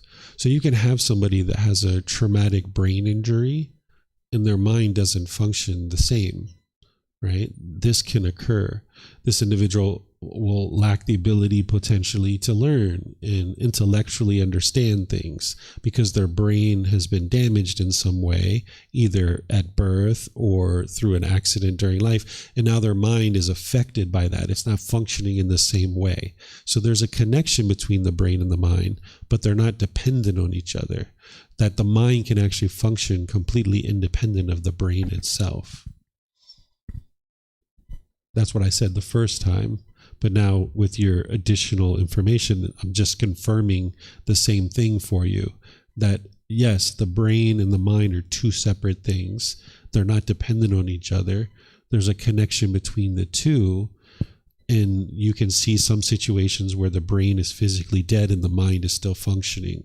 But you can also see situations where the brain is injured and the mind is functioning to a lesser degree because of this connection between the two. But they're not dependent on each other. One last question. As about my experience, I had a kind of operation where the doctors were putting some chemicals into my body to shut down my senses, my brain, so I can like lay down on this operation table for a period of time without moving, without any type of activity. And for me, this experience, I've been experiencing it as a complete, like no mind at all for this moments of time where I had this operation. It was like cut it out of the universal time or whatever of my experience in this lifetime. It was almost like I didn't have any mind at all. And then I just wake up in another room after the operation and I don't know what happened. Like, I didn't have any senses, and I mean, this particular chemical had impact on the brain and all of that situation. And I can like clearly see through this experience that this chemical impact on my brain caused the impact on my mind because I lost it like completely. So if it have these impacts, it still means that it's not dependent on each other. Yes, exactly. There's the connection between the two, but they're not dependent on each other. So you can tweak brain chemistry and it will affect the mind, right? And you can also clean up the mind and it will affect the brain because there's a connection between the two, but they're not dependent on each other. You need to be able to see the two separate things, the brain and the mind. There's a connection between them, but they're not dependent on each other. And you need to be able to see that the mind is something completely separate. And that's something that you haven't been able to see yet, because I suspect you haven't seen the situation where you're looking down at the body from the mind, and you may not have been exposed to these situations where the brain is physically dead and not functioning, but yet this person was completely aware of a conversation that was happening in the room. So this is the journey to enlightenment, is that through your own direct experience, you are going to come to understand things that you don't currently understand. So if your mind's currently in the unenlightened state, meaning you get angry, you get frustrated or agitated or annoyed, you don't have final knowledge. You don't have complete wisdom. So your current experiences have led you to think the way you currently think, but there's more experiences that you need to have in order to get to final knowledge where you fully understand. The last thing you're interested in doing is assuming that based on your current experiences that you fully understand. That would be the mind's ego or the mind's conceit, thinking that I already know, but yet the mind still gets angry, the mind still get frustrated. You need to understand, as long as you have discontent feelings, the mind's not fully awake. It hasn't fully cultivated wisdom. So between now and enlightenment, there's more wisdom for you to cultivate. But if the mind holds on to its current views and current opinions and thinks that it currently knows, then the mind isn't going to be open to these new experiences that you can have along the way to enlightenment, to cultivate more full wisdom about what is truly happening within this being and within the world. Mm-hmm. Okay, yes, ma'am.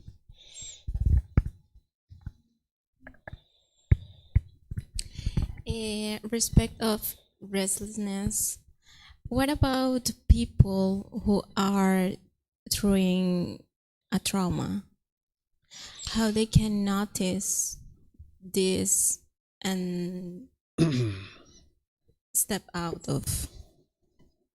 Do you mean like mental trauma, what people are calling mental trauma, or physical? Mental trauma. Okay, so what people are calling mental trauma, this is actually what the Buddha describes as clinging, right? So what we think in current times is people have a certain experience in the past, like just say somebody was beat up or sexually abused or something like this. This is a traumatic event that's happened to them. And now in the present moment, when their mind thinks back to 10 years ago, when those situations were happening, they have sadness or frustration or anger in the present moment. What this is happening here is the mind is clinging or holding on to this experience from the past, and now it's forming feelings today based on that thing in the past. What people think, which isn't true, is they think they can never get rid of this trauma and it's just always there. But when you understand the path and you start training your mind, you can see that you can get to the point where you have memories of that situation that happened in the past, but you're not forming feelings based on it now in the present moment. So you can get to the point where your mind's no longer clinging to this experience and it's not forming painful feelings in the present moment. This trauma that people talk about, you can actually wipe that clean out of your mind where you're not actually experiencing painful feelings. It's not a permanent thing that you're going to need to experience for the rest of one's life. You can get to the point where you'll remember that those things happen, but you're not forming inner feelings based on it anymore. And you can be peaceful and joyful despite that this thing has happened in the past. So it means that when they are in this moment of the trauma, in the top of, they couldn't see this till after. They couldn't what? They couldn't see this restlessness till after. It means that they are in this period of the trauma and they couldn't see this. They couldn't even see how to be in calm or peace, because in their brain still this trauma. Are you talking about when they were experiencing the trauma itself? Yes, because this kind of traumas, it's not about just for days or weeks. It could be for during long periods, years sometimes. And after, when they are ready or close to be ready to pass this trauma, even that the brain's still in alert. So this kind, when they are in alert, their bodies just try to protect themselves. Mm-hmm. So we're talking about two different things here. What I'm talking about is what an individual can get to after they've already experienced the trauma, that trauma is not permanent. That experience that they had in the past is in the past. It was an impermanent situation. And what the person needs to be able to get to in order to heal from that is the point where their mind's no longer clinging to that experience and forming feelings today based on that experience. That's what an individual would be able to get to, where they're now fully healed from that. But unfortunately in the world, a lot of people think that trauma is permanent and you can never heal from it. This isn't actually true. So what I was talking about at first was how you get free of that. And through training the mind with the Eightfold Path, you can get completely free of those painful feelings that have come up after the event that people would call trauma. While someone's experiencing a traumatic event, in that situation, their mind is unenlightened, so it's not trained. So they're going to experience difficulties and struggles during that experience. By the time you get to enlightenment, you're not going to experience those kinds of situations any longer. But during that situation, they will experience painful feelings because their mind is not yet enlightened. It hasn't been trained to be able to be completely peaceful and joyful. So that's the whole reason why they're experiencing what people call trauma, or we could say a very painful event. Mm-hmm. Thank you. Mm-hmm. One. So you mentioned something about when a woman is in menstrual, that, or let's, when you were hungry, I myself, I'm hangry, or but I'm not a woman, so I'm curious what would they say. I mean, the Buddha was a man as well. I hear and I the mind and the brain are different things, but I'm curious to hear from a woman perspective, what would they say? I mean, you're not a woman, so I'm sure we have no gender, we have no self, but they do experience blood and they experience different things that, I mean, and also there's like there's connection with the moon. That sometimes when there's like a moon and that they feel certain ways, that doesn't justify being angry or mean or careless, or not following the Eightfold Path. But what about the body sensations? I'm curious if there's anything in the books or within that, because most of the monks were men, and the Buddha was a man. So it's not about whether you're a man or a female, because the body and the mind functions the same in terms of, obviously there's certain female processes and male processes that are different, but in terms of this physical body and this mind, the way they come together in a male and female, it's the same. So as a male, an individual can understand that this female process of menstruation, while it is very painful for the body, and I've been around enough women that I've never experienced it myself, of course, but I've talked to many women, lived with my wife, and see what is experienced, cramps and all this kind of stuff. Very physical in nature, right?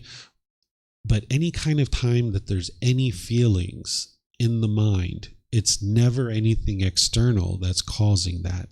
It's not the moon, as you say. It's not the planets that's causing a certain emotion or feeling. It's not the body. This is all what the Buddha calls wrong view. That you need to be able to see that every single feeling, every single emotion in the mind is being caused by the mind itself. It's nothing external. That's what the lack of wisdom that the unenlightened mind has, is it's going to think it's something external, and it's going to try to fix the external things. So for example, if I stumped my toe on a chair, you feel the physical pain.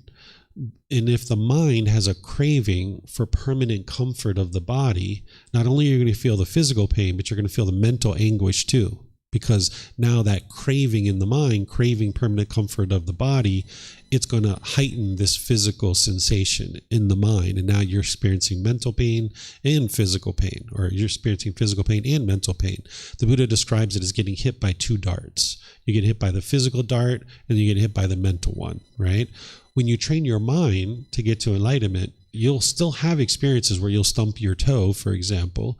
And now when you stump your toe, you'll notice the physical pain, but it'll be very muted and very minimal. And there's no mental anguish along with it, because there's no craving in the mind for permanent comfort of the body. And you understand that this body is impermanent and it's going to experience pain from time to time. So what's happening during the menstrual cycle is a woman is experiencing physical pain, pretty intense physical pain for an elongated period of time, just like the toe.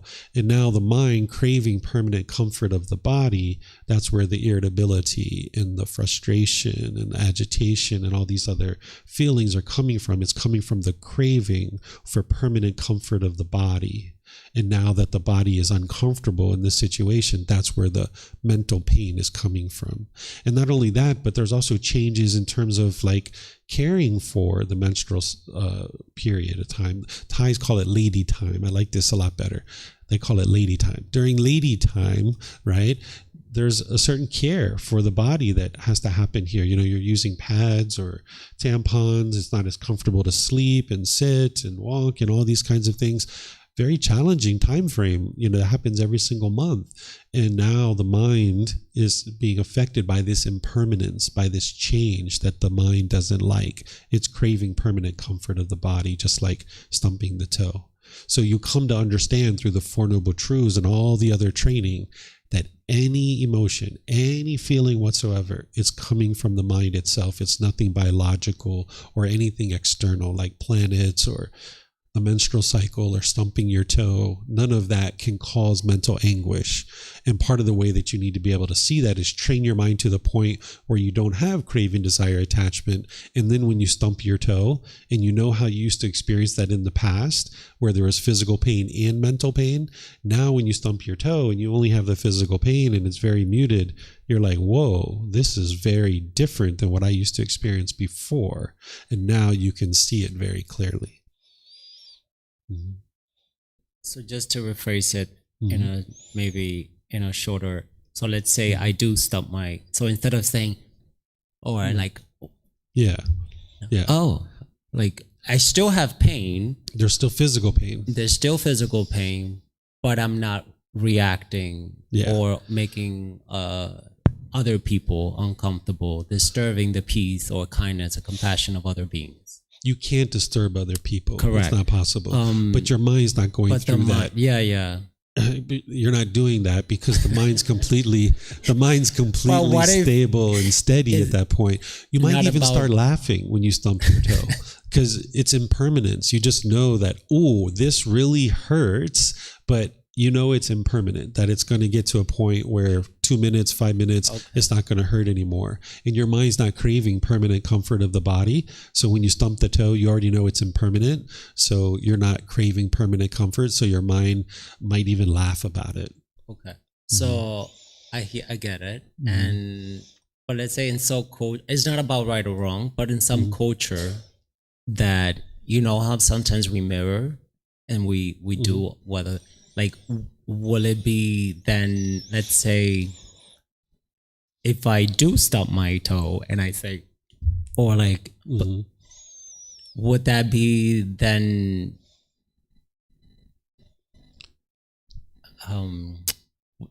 would that be wrong, I guess? Not about, how do I say it? Would that be then the mind? Or how do I differentiate the reaction, just natural reaction of human? It's like, you know what I mean? Like some people are not so thinking and they just react, like you just being like, it's my important. toe, like, it's not out of, I'm sorry, go. Oh, I thought you were done, sorry. It's not about like so much the mind or different thinking, is just a human reaction.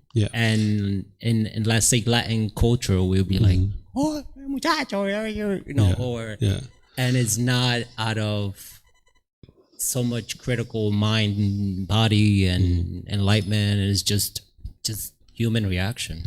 It's important to understand that it's not about right or wrong. That's not what it is, right? And it's not about conforming to some rules and forcing your mind to do this thing or that thing. It's that if you don't have craving for permanent comfort of the body, if you stump your toe, it's impossible for you to be angry or frustrated. The mind just won't do it. Even if you tried to force the mind to be angry or frustrated in that situation, it wouldn't do it. So what right now you're thinking is a natural human response, that when you stump your toe, you're shouting profanities and upset and slamming your foot. That's not natural. That's the unenlightened mind. That's what an unenlightened mind will do. The natural state of your mind is enlightened, but you've got these pollutions in the way that are hindering you from experiencing that. When you get rid of all these pollutions, you'll experience this natural state where the mind's completely calm and peaceful. But it is normal for someone to stump their toe and be angry and frustrated, agitated, but that's because the vast majority of the world is unenlightened, and that's what you're used to, and that's what you consider to be normal, and that's what your mind has been conditioned to do, because you might have saw your mom or your dad or your brothers or sisters or grandparents doing that same thing, and your mind's been conditioned to think when you stump your toe, this is how you react. This is the way human beings react, and this is normal. But what's natural when you get to this natural state, clearing out all the pollutions, is you can be quite steady and peaceful, that your mind's not shaken up by that. Again, you might even start laughing when you stump your toe. Yep. There's a lady behind you who hasn't asked a question yet. She's been patient.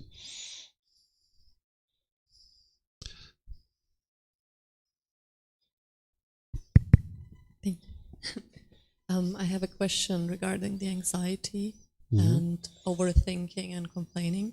Sometimes for me, I have the feeling that it's kind of addictive because I'm so used to it, and I find it easy for me personally to break physical habits, but it's really hard for me to break overthinking. Do you maybe, from your experience, have specific tools how to get into breaking the cycle? Because I understand the repetition, but with like thinking, it's very hard for me to really do it. Yeah, it's the Eightfold Path, and this is where everybody needs to start, because every single person whose mind is not trained to this enlightened mental state, they're going to have various things like this, like overthinking or difficulty sleeping, or different people ask me these kinds of questions all the time, and it's always the same answer: is you need to really get on the path, the Eightfold Path. There's 8 individual factors, and I teach this all the time. It's been recorded many times, so it's on our YouTube channel, it's on our podcast. I teach it in all the various courses and retreats. It's in the books, it's in the audiobooks, and it's all available for you at no cost. There's even personal guidance that you can get. It takes about 2.5 hours for you to learn it, but you would like to do that in little doses, right? And just like slowly understand it. And you're going to need to study it deeply. And then when you practice it, this is going to help you to eliminate that anxiety, because the first step on the Eightfold Path is to understand why you experience the anxiety. Because with the lack of wisdom in the unenlightened state, a person doesn't even know. They might think it's work, or they might think it's their boss, or they might think it's their money, and the mind's going to think it's something external.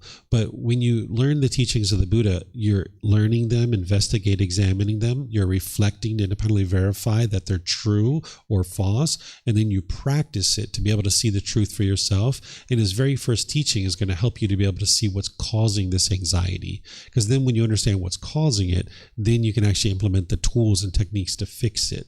But it takes a good 2.5 hours for you to be able to learn that. This path to enlightenment, it's not a 1 month thing or 1 week thing. It's not even a 1 year thing. It takes multiple years. But what you'll see is, I've seen some students in as short as 2 days. They've been in classes with me. They've come in on like the 3rd day. And they said, David, I got an email this morning that normally would have shaken me up, but I understood it. And I was just completely calm, and I was completely fine. So some people can see progress as early as 2 days, and you'll see incremental progress. So even though we call it enlightenment, it's not like a light switch that it just switches someday. Your mind gradually moves to this mental state, and you'll see gradual improvement along the way. So the best thing I can do in the 3 minutes to reply to you is to really encourage you to get the first book, which you can get for free. You can take it and go print it yourself. You can download it from our website. You can get it here by just reimbursing us for the printing cost, or you can get it on Amazon.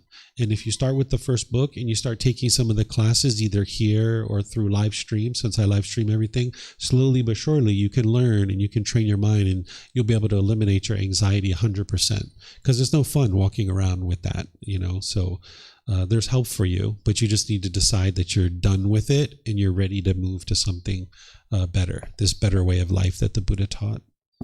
I'll try. Mm-hmm. And I have another question regarding to speech beforehand, like with speaking gentle or when is the time to speak. I'm curious, when you're talking to somebody who is saying, for example, discriminating things against like a group or somebody else, and you want to speak up, but also you have the feeling that the environment is not the right.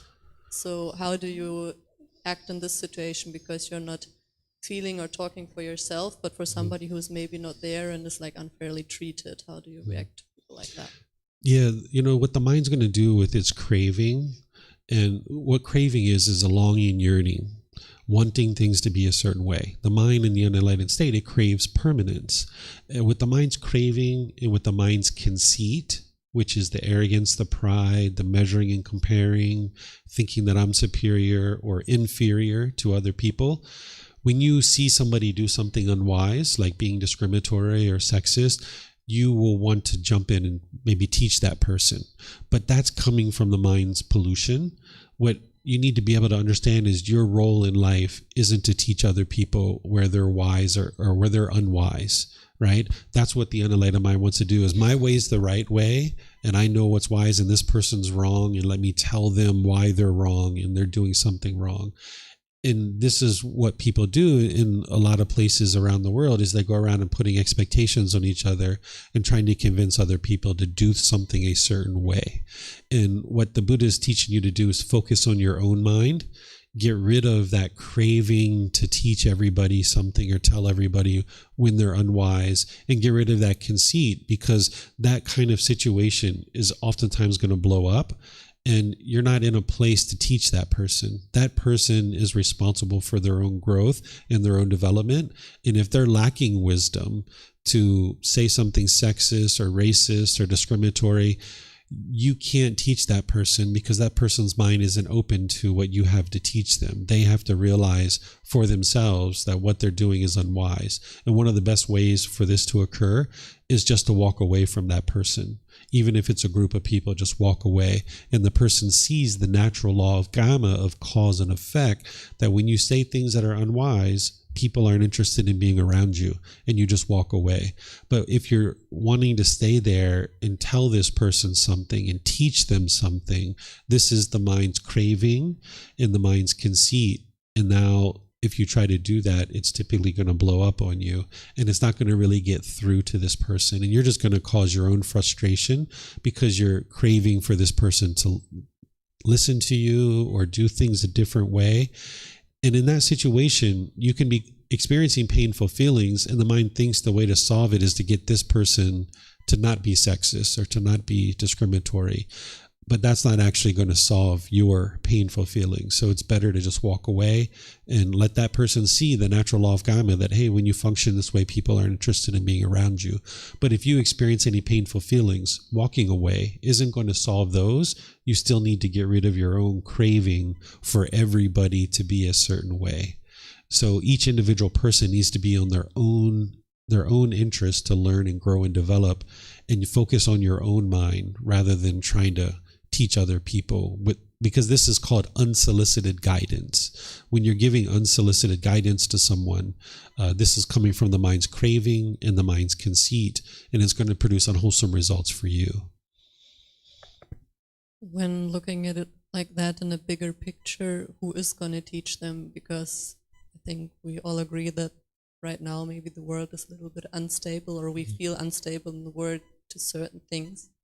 And you have the feeling that the people who are actually causing harm to other people are not feeling consequences or still doing it, and the fear of this taking over rather than they put in the work to work with themselves is relatively low. People who are usually more aware of their surroundings are also these people who are who work on themselves more than people who are unaware and are causing harm. So who is going to teach them, or who is going to give them the calmness? They can only experience improvement in their life when they choose to learn. They have to make the choice to learn. So like right here, you guys came to the temple and you're choosing to learn from somebody. But even that, sometimes when people come here, their mind's not open enough to even learn. So that when a teacher's teaching, sometimes the mind discards it or ignores it or doesn't give it really any thought. So the only way somebody can make improvement in their life is if they choose to do that. They need to choose to do that. An individual who's making unwise decisions, they can't escape the consequences of those. So you don't need to be there to deliver consequences. They're going to experience the consequences. So for example, if someone's sexist and racist and somebody chooses to walk away from that person, that's part of the consequences. That, hey, people don't want to be around you. Wholesome people aren't interested in being around you. But the idea of you going out and teaching someone through unsolicited guidance, that person's not interested in learning from you. There's nothing you can do to open that person's mind up to understanding what you have to share with them. Like I mentioned, even here at the temple, sometimes people come here and they think that their goal is to teach me. And they will come and sit and their mind is listening to what I have to say, but they'll actually end up trying to teach me, and they don't understand that that's not the situation here. So an individual to learn and grow and develop, their mind needs to be open to learning and growing and developing. And if they've just said something that's sexist or racist or what have you, their mind's not open to learning. The best thing you can do to help them see that they're making an unwise decision is walk away. That's part of the consequences, that they slowly learn, whoa, nobody wants to be around me when I'm sexist and racist. And they can't escape the consequences of their decisions. They will experience that. That's where part of the path to enlightenment, you learn about the natural law of karma, of cause and effect. Some people call it karma. This is the Sanskrit word, where the Pali language, which is the original teachings of the Buddha, the word karma is being used. So this is the cause and effect, or the action and result, that whenever you make wise or unwise decisions, you're going to experience wholesome karma or wholesome results, or you're going to experience unwholesome karma or unwholesome results. And there's no way for you to run or hide from those consequences. So if somebody's choosing to say things that are unwise or do things that are unwise, they're going to experience the consequences of those. They already are. So you being in a role to try to teach them, they haven't decided to learn yet, and you're not their teacher, so you can't teach them. And even in a situation where someone's choosing to be a student and they're actually acknowledging a teacher, oftentimes the student isn't even ready to learn in that situation too. So the idea of like just some random person being willing to learn from you, it just isn't going to happen. And whenever you make decisions through craving, longing, yearning, whenever you make decisions through conceit or the ego, it's going to produce unwholesome results for you. I think I have difficulties to see how karma is always working, especially when you see situations where people seem to have no consequences for their like really harmful actions. But maybe I will learn it otherwise. But right now it's really hard for me to see. Yeah, I think this is your first time here, right? Yeah, so you haven't studied really anything at all, right? So you're not going to see what I'm teaching, what I'm sharing. But if you get into the books, if you get into the learning, and you start independently verifying what I'm teaching, then you'll be able to see it. Because when you're looking at somebody who's doing something unwise and you think that they're not experiencing consequences, you're not with them 100% of the time. You don't see what they're truly experiencing in life. That person who's speaking in a using this example, sexist, racist way, you don't know what's going on in their mind. Boy, is that a really unfortunate place to be. You know, their mind is having all kinds of discontent feelings, and their relationships are struggling. They're having all kinds of difficulties in their relationships, at work, and acquiring income that they need. They're having all kinds of difficulties, but you're just not there to see it when it's happening. So if you choose to learn what the Buddha has to share with you, you'll be able to independently verify these things more and more. But just coming here for a first time, you're not going to be able to see these things very clearly. Mm-hmm. Alejandro, you had a question still?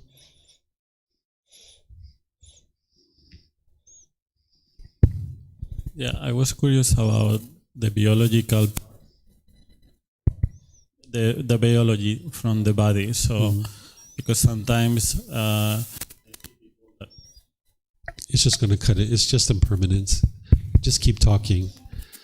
It's just the impermanence. It's working. Yeah, it's working. It's just impermanence. You know, it can't work permanently. It's not possible. So for example, I went to a retreat. And I remember that the teacher, so because we had this biology and we are going to get hungry, he tried to postpone the lunch or the dinner, so you are used to that feeling that is uncomfortable for you. Yeah. And I have heard about this from you many times. Like for example, you have you are peaceful, or you don't eat for a couple of days. But so you can train your mind for these things. I mean, the body can be without eating for like a week, maybe, no? So I wanted to understand.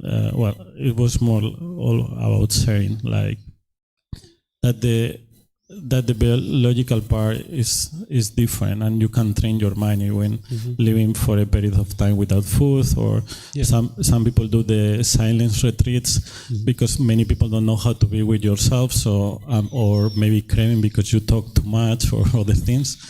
So but you are not going to know it until you are exposed to this situation, right? So but yeah, I was just thinking that you can mind in this situation also, no?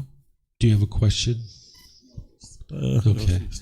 It's usually best when you guys come to the temple that you ask questions, because if everybody said what they thought about the world, we'd be here. No, well, the question is mostly that you can train. The question is if you can train also your mind in these situations, or you recommend to expose those situations to be aware about that. Yeah, so that's one of the things you do on your journey when you get up and running on the Eightfold Path and you're practicing it for an extended period. You start challenging the mind in certain situations where, like for me, I use this one about eating because I used to get grumpy all the time when I didn't eat, right? I used to get irritable and nasty. And I learned this from my mom because my mom used to get that way. And my mind was conditioned to think that, okay, when you're hungry, it's normal to be grumpy and irritable. And that's what my mind was conditioned to do growing up, right? So I used to get to that point where I wouldn't eat and I'd be grumpy and irritable to the people around me, right? So part of the training that I needed to do is I used to go extended periods of time without eating, 8, 10, 12 hours. And I would train my mind that, hey, just because this body doesn't have food, you can still be joyful. You can still be peaceful. So you start learning how to expose your mind to these kinds of situations. I think you've heard me talk about like spiders. If you're afraid of spiders or snakes or things like this, you would like to expose your mind to these things, because what the mind's going to want to do in the unenlightened state is it's going to want to push these things away. And it thinks that's the way to solve the problem. I never want to see a spider ever again. But that doesn't solve the problem, because the mind has the craving. You actually need to expose the mind to the spiders through pictures, through going to museums, through seeing real live spiders, and show your mind like, hey, there's a spider and you can be completely calm. And now over here, there's no spider and you can be completely calm there too. So it's the same thing with food and this biological processes. You can train the mind that, hey, when there's food in the stomach, you can be calm. But when there's no food in the stomach, you can be calm there too. And this is where your mindfulness comes in, because the more you understand your mind and you see what your mind's craving, you can expose it to the things that it's having craving, desire, attachment for, and where you're getting these feelings, and now you can actually train it. So in situations where you get pleasant feelings from something, that's because you have a craving for that thing. You're going to need to distance yourself from that thing for an extended period of time and train your mind to be comfortable without it. In situations where you're pushing things away and you're averse to it, you're going to need to bring that thing into your life and expose yourself to it. So for example, if I was attached to chocolate cake, and every time I went to this restaurant, I got so excited to eat this chocolate cake, and then one day I show up and they don't have chocolate cake, and you get frustrated and irritated, you know you're attached to the chocolate cake. So now you're going to need to go 3 months, 6 months without that chocolate cake. Train your mind, because you used to get pleasant feelings from it. Train your mind to be content without it also, because you know you can be happy with it. You need to learn and train your mind to be happy without it. But now this fruit, this durian fruit maybe that you're averse to, and you're pushing it away, and you can't stand the smell of it, and you never want to see any durian fruit ever, you're going to need to start eating durian fruit and train your mind to be comfortable with it. Because you know you can be comfortable without it, but you need to be comfortable with it. Because food is a big one that people tend to avoid the things that they don't like, and they will gravitate towards the things that they like. And that's what the unenlightened mind will do, thinking that it's actually making wise decisions. Where what you would like to do is get to the point where your mind's liberated and you can be completely peaceful and joyful no matter what food you're eating. That you just see food as something to nourish the body, not to please the tongue and not to please the mind. So that way you can enjoy all foods. But if you only have a limited number of foods that you can enjoy, then that means when you don't have that, then you're frustrated and agitated or annoyed. So you would like to open up your mind to the point where it's liberated and it's free. And now no matter what food you eat, you can be peaceful and you can be joyful. And you won't get to that if you keep grabbing on to things that you like and pushing away the things you don't like. So that's where anything that you get pleasant feelings from, you're going to need to distance yourself from it for an extended period of time to train your mind to let go. Then ultimately you can bring that chocolate cake back in and eat it and enjoy it because your mind's let it go, and you can be completely content with it or without it. These things that you're pushing away, you're going to need to include those into your life and train your mind to be completely comfortable with them.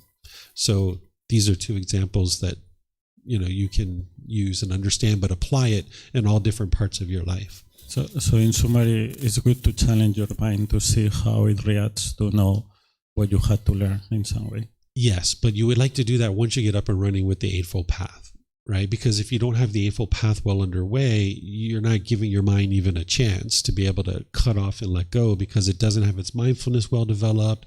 It doesn't understand right effort to cut off and let go. So you're not really interested in challenging your mind in all these different situations until you really get the Eightfold Path up and running. Although this young lady, which I don't know your name because you've only been here recently, but she was talking yesterday about how she learned about personal existence view, and then the very next day she challenged her mind a little bit with the earrings, remember, right? So it worked out really well for her, right? But oftentimes what you'd like to do is get up and running on the Eightfold Path for an extended period of time and then start challenging your mind, because you'd like to be able to give your mind the ability to get some training with the breathing mindfulness meditation to let go, and get your mind some training with generosity to let go. So now when you start challenging it, it'll be more able and more capable to let go. Thank you. Mm-hmm. You're welcome.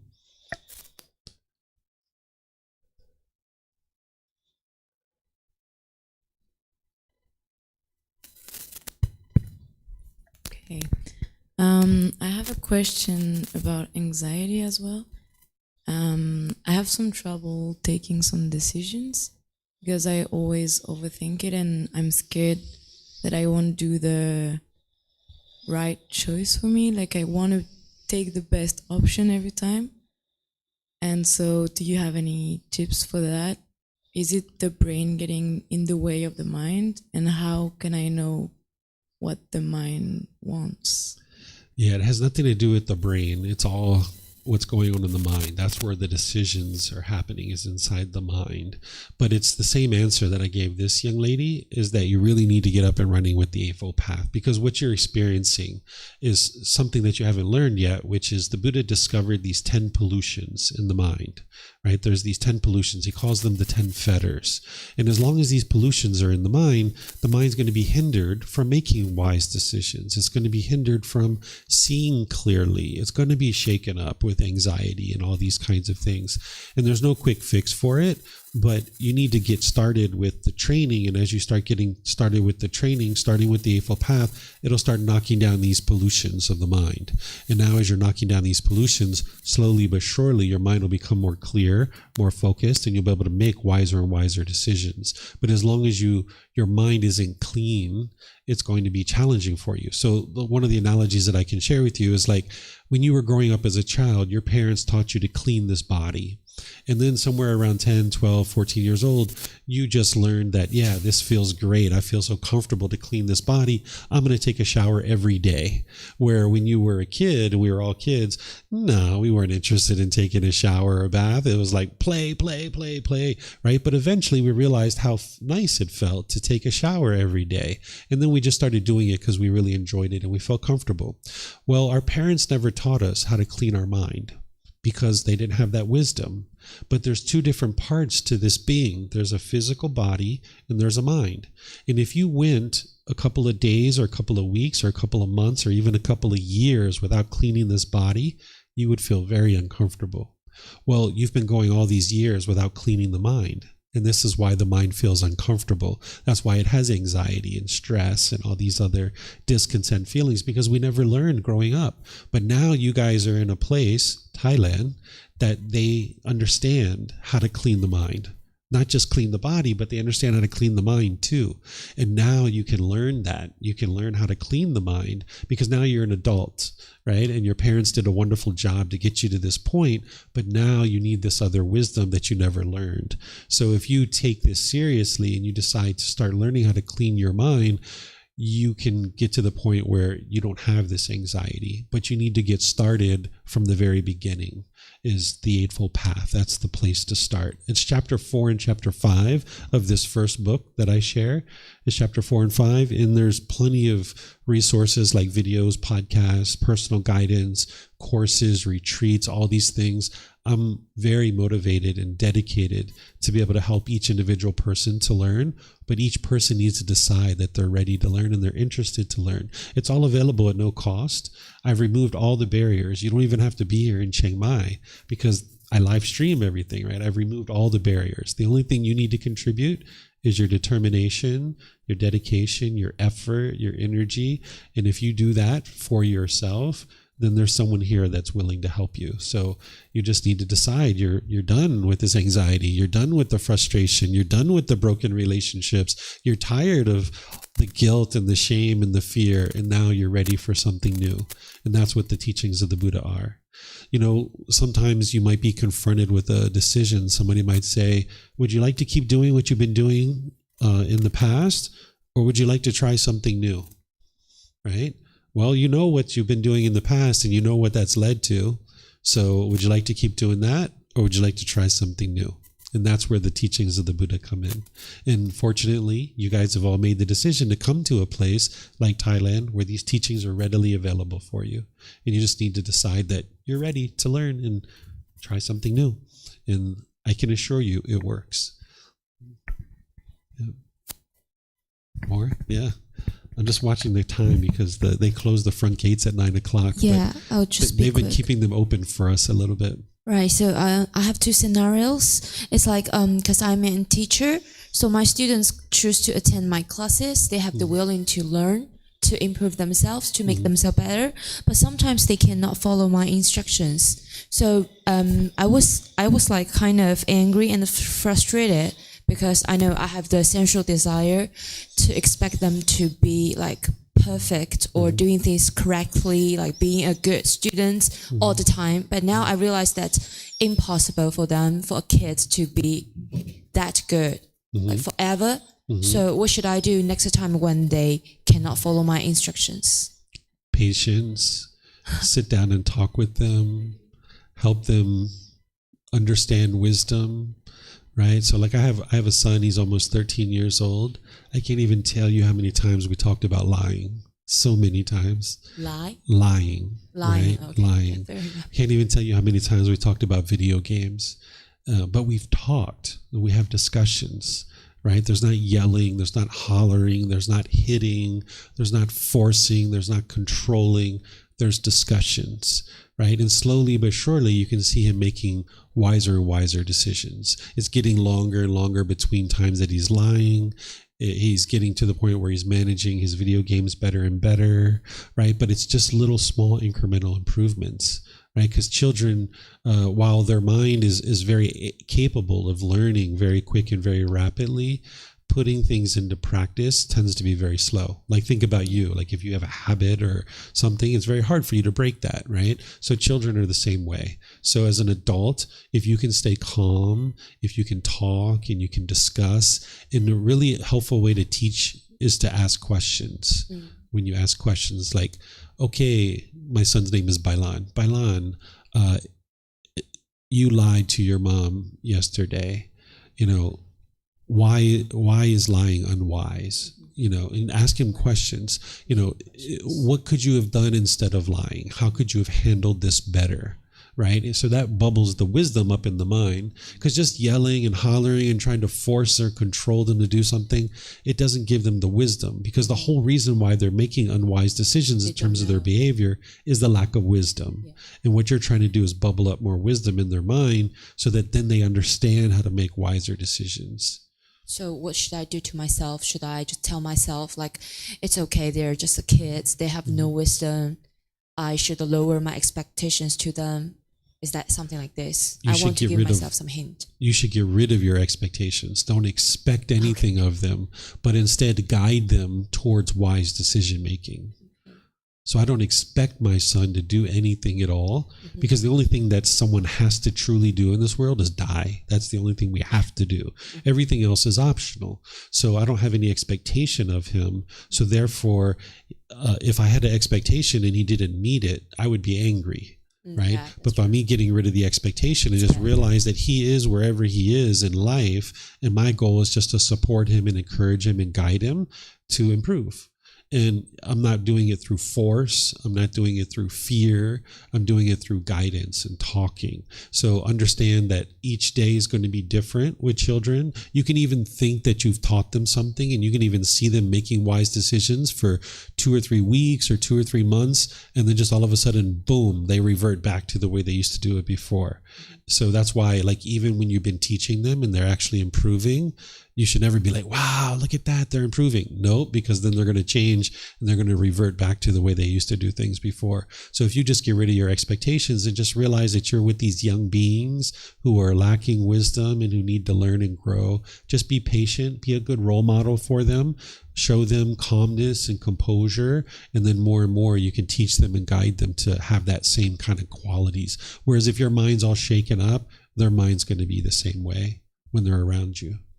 Okay. So the other scenario is that my cats died like the other months. So my mom was in like great grave because the cat just fell down into the ground floor and he just died.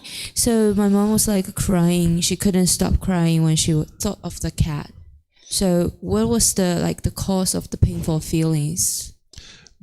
Your mom's painful feelings? Yeah. It's like, always craving, desire, attachment. There's craving for permanence. So usually when there's death, the individual is craving for this being to be permanent, because that's the underlying cause of all discontent feelings. Anxiety, since you guys asked about that, sorrow, grief, displeasure, dissatisfaction. It's all coming from this craving for permanence. And when it's a living being that has died, then the mind is craving for this being to be permanent, when in reality it's impermanent.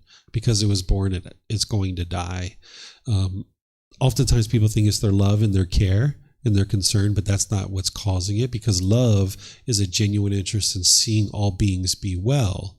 But what's causing the grief and the sorrow is the craving for permanence. And the mind just doesn't understand that it lives in an impermanent world and everything's constantly changing. So that's why the very first teaching of the Buddha is to learn about the universal truth of impermanence, that things are constantly changing, because the mind craves permanence in the unenlightened state. So your mom's mind was craving for this cat to be permanent. That was probably one thing. She might have been craving to take care of this cat. She might have been craving to show you that she's taking care of this cat.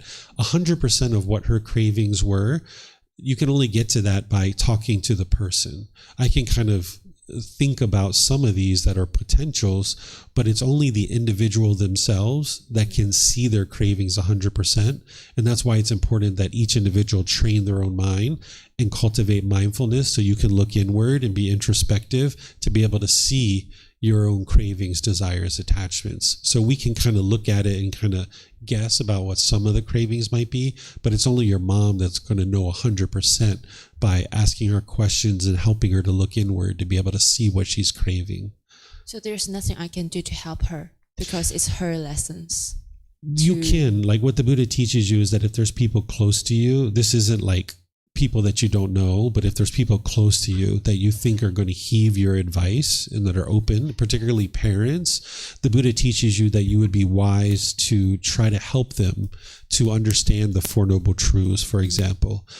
The Four Noble Truths is like the very first teaching to be able to understand why you're experiencing discontentedness. So what I think is really good with parents and stuff like this is to like buy them a book or to send them a link to download the book or send them a video. But you'd only like to do that like once, right? Yeah. And then you just wait like 2 or 3 or 4 or 5, 6 months. And then if you haven't heard anything from them, then maybe you send another one when they're having some struggles. But then at that point, after 2 or 3 times, you're not interested in doing it anymore, because otherwise it's going to appear like you're forcing it on them. And you know that if someone tries to force you to do something, the first thing you do is dig your heels in and you resist it. So you're not interested in forcing it upon someone. So like my sister, sometimes she has certain issues and I'll say, oh, you know, the Buddha has a really great teaching that would really help you in this situation. And I just stop and see what happens. She's never done it yet, but what I'm looking for before I start teaching her is her to say, oh yeah, really? What is that? Right? And now she's open to learning, and now I can teach her. It's not unsolicited guidance anymore. So I kind of open the door and set the invitation to say, you know, the Buddha has a really good teaching that would help you in this situation. But after I've done that maybe 2 or 3 times over the course of maybe 2 or 3 years, she's never said, oh, and what is that teaching? So I've never shared any teachings with her. So she's figuring it out on her own. And then it was interesting, about 3 months ago, she called me, she sent me a message. She said, you know, they were talking about Buddhism in the office the other day. And I walked by and I was watching some of your videos on Facebook and seeing some of the things you write, and I was able to answer their questions for them. And I was like, really? I didn't even know you were studying what I teach, because she's known I've been teaching for many years. So sometimes people are doing things in the background that you don't know about. So to ensure you don't have craving, desire, attachment for your mom to learn, that's why you'd like to just maybe send her a link once and then just step away. And then that way, you know, your mind's not craving.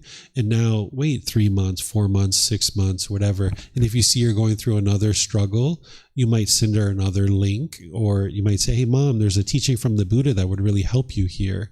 And then if she steps forward to learn, great, you help her. But if she doesn't step forward, then you just know, like, hey, that's her choice. She's choosing to struggle, and there's nothing you can do to help her. So the Buddha says with parents that we should attempt to help them in these really subtle and humble ways, but you shouldn't force it upon them. Yeah. Yeah. Because if you try to force it, it's coming from your own craving, and you'll be frustrated when they don't do it. So that's why you need to do it just lightly like this. Yeah, you're welcome. Well, this turned into an interesting conversation. I thought we were going to be all finished at like 7 o'clock or 7:30, but you guys had a lot of questions. So pleased to help you guys. If you guys would like more help, you're always welcome to reach out. You can ask questions in these classes. You can send me private messages. You can post on our Facebook group, or you can schedule personal guidance if you'd like to sit down and talk privately. So, tomorrow, I'm going to start at 9 o'clock with some more topics. If you guys would like to learn, this will be interesting for you guys. What we're going to be learning is meditation to eliminate sexual cravings. So if you have high sexual cravings and you feel like you would like to knock those down, I'm going to teach you how to do that tomorrow. Then I'm going to teach you this teaching from the Buddha. It's called dependent origination. This is the highest, most ultimate truth of the Buddha, that this is a teaching that usually takes people quite a bit to be able to understand. It's not something that you learn one time and you got it.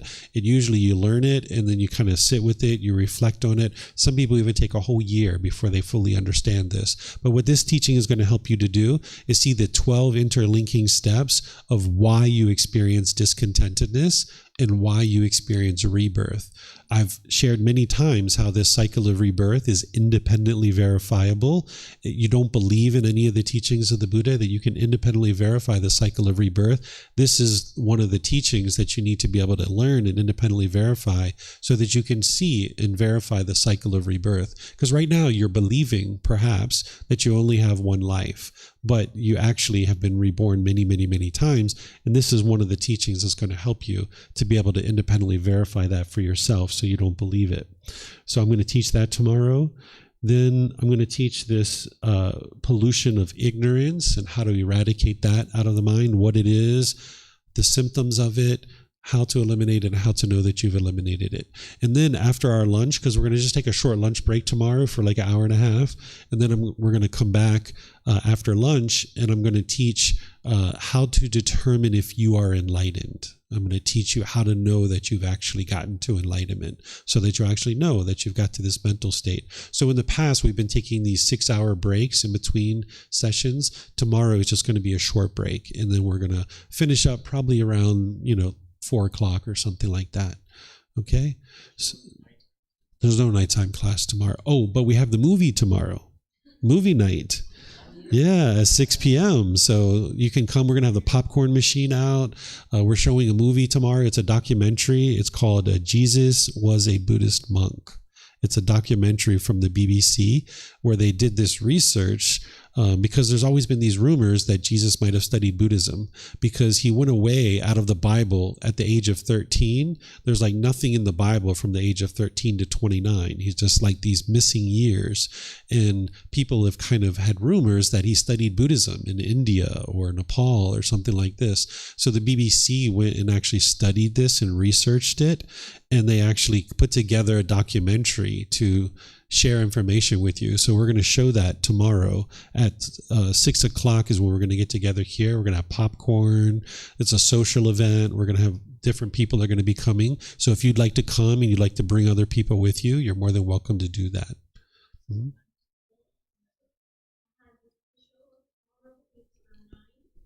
The session tomorrow is going to start at 9, and then we'll go up till probably around 12:30, and we'll take a lunch. And then we're going to come back after lunch, have like an hour and a half lunch break, and we'll start again probably around 1:30 or 2, and then we'll kind of finish up around probably 4. I'll say 4, but it might be a little bit earlier, depending on your questions. We'll finish up around 4, and then at 6 p.m. tomorrow is the movie night, and then we'll go for the movie night. We'll have popcorn. It'll be a nice little party, essentially. Every Friday, we have an event here at 6 o'clock. Mm-hmm. What's that? Oh, Saturday is the Pali Canon and English Study Group. That's at 9 a.m. And then on Sunday, we have the group learning program. That's at 9 a.m. too. Those only last for about an hour and a half. So about up until 10:30 in the morning. So 9 to 10. We start with meditation and then we do that. No, we're not locked in yet. All right, guys. Well, have a wonderful rest of your evening, and perhaps we'll see you guys at a future event. Take care. Okay.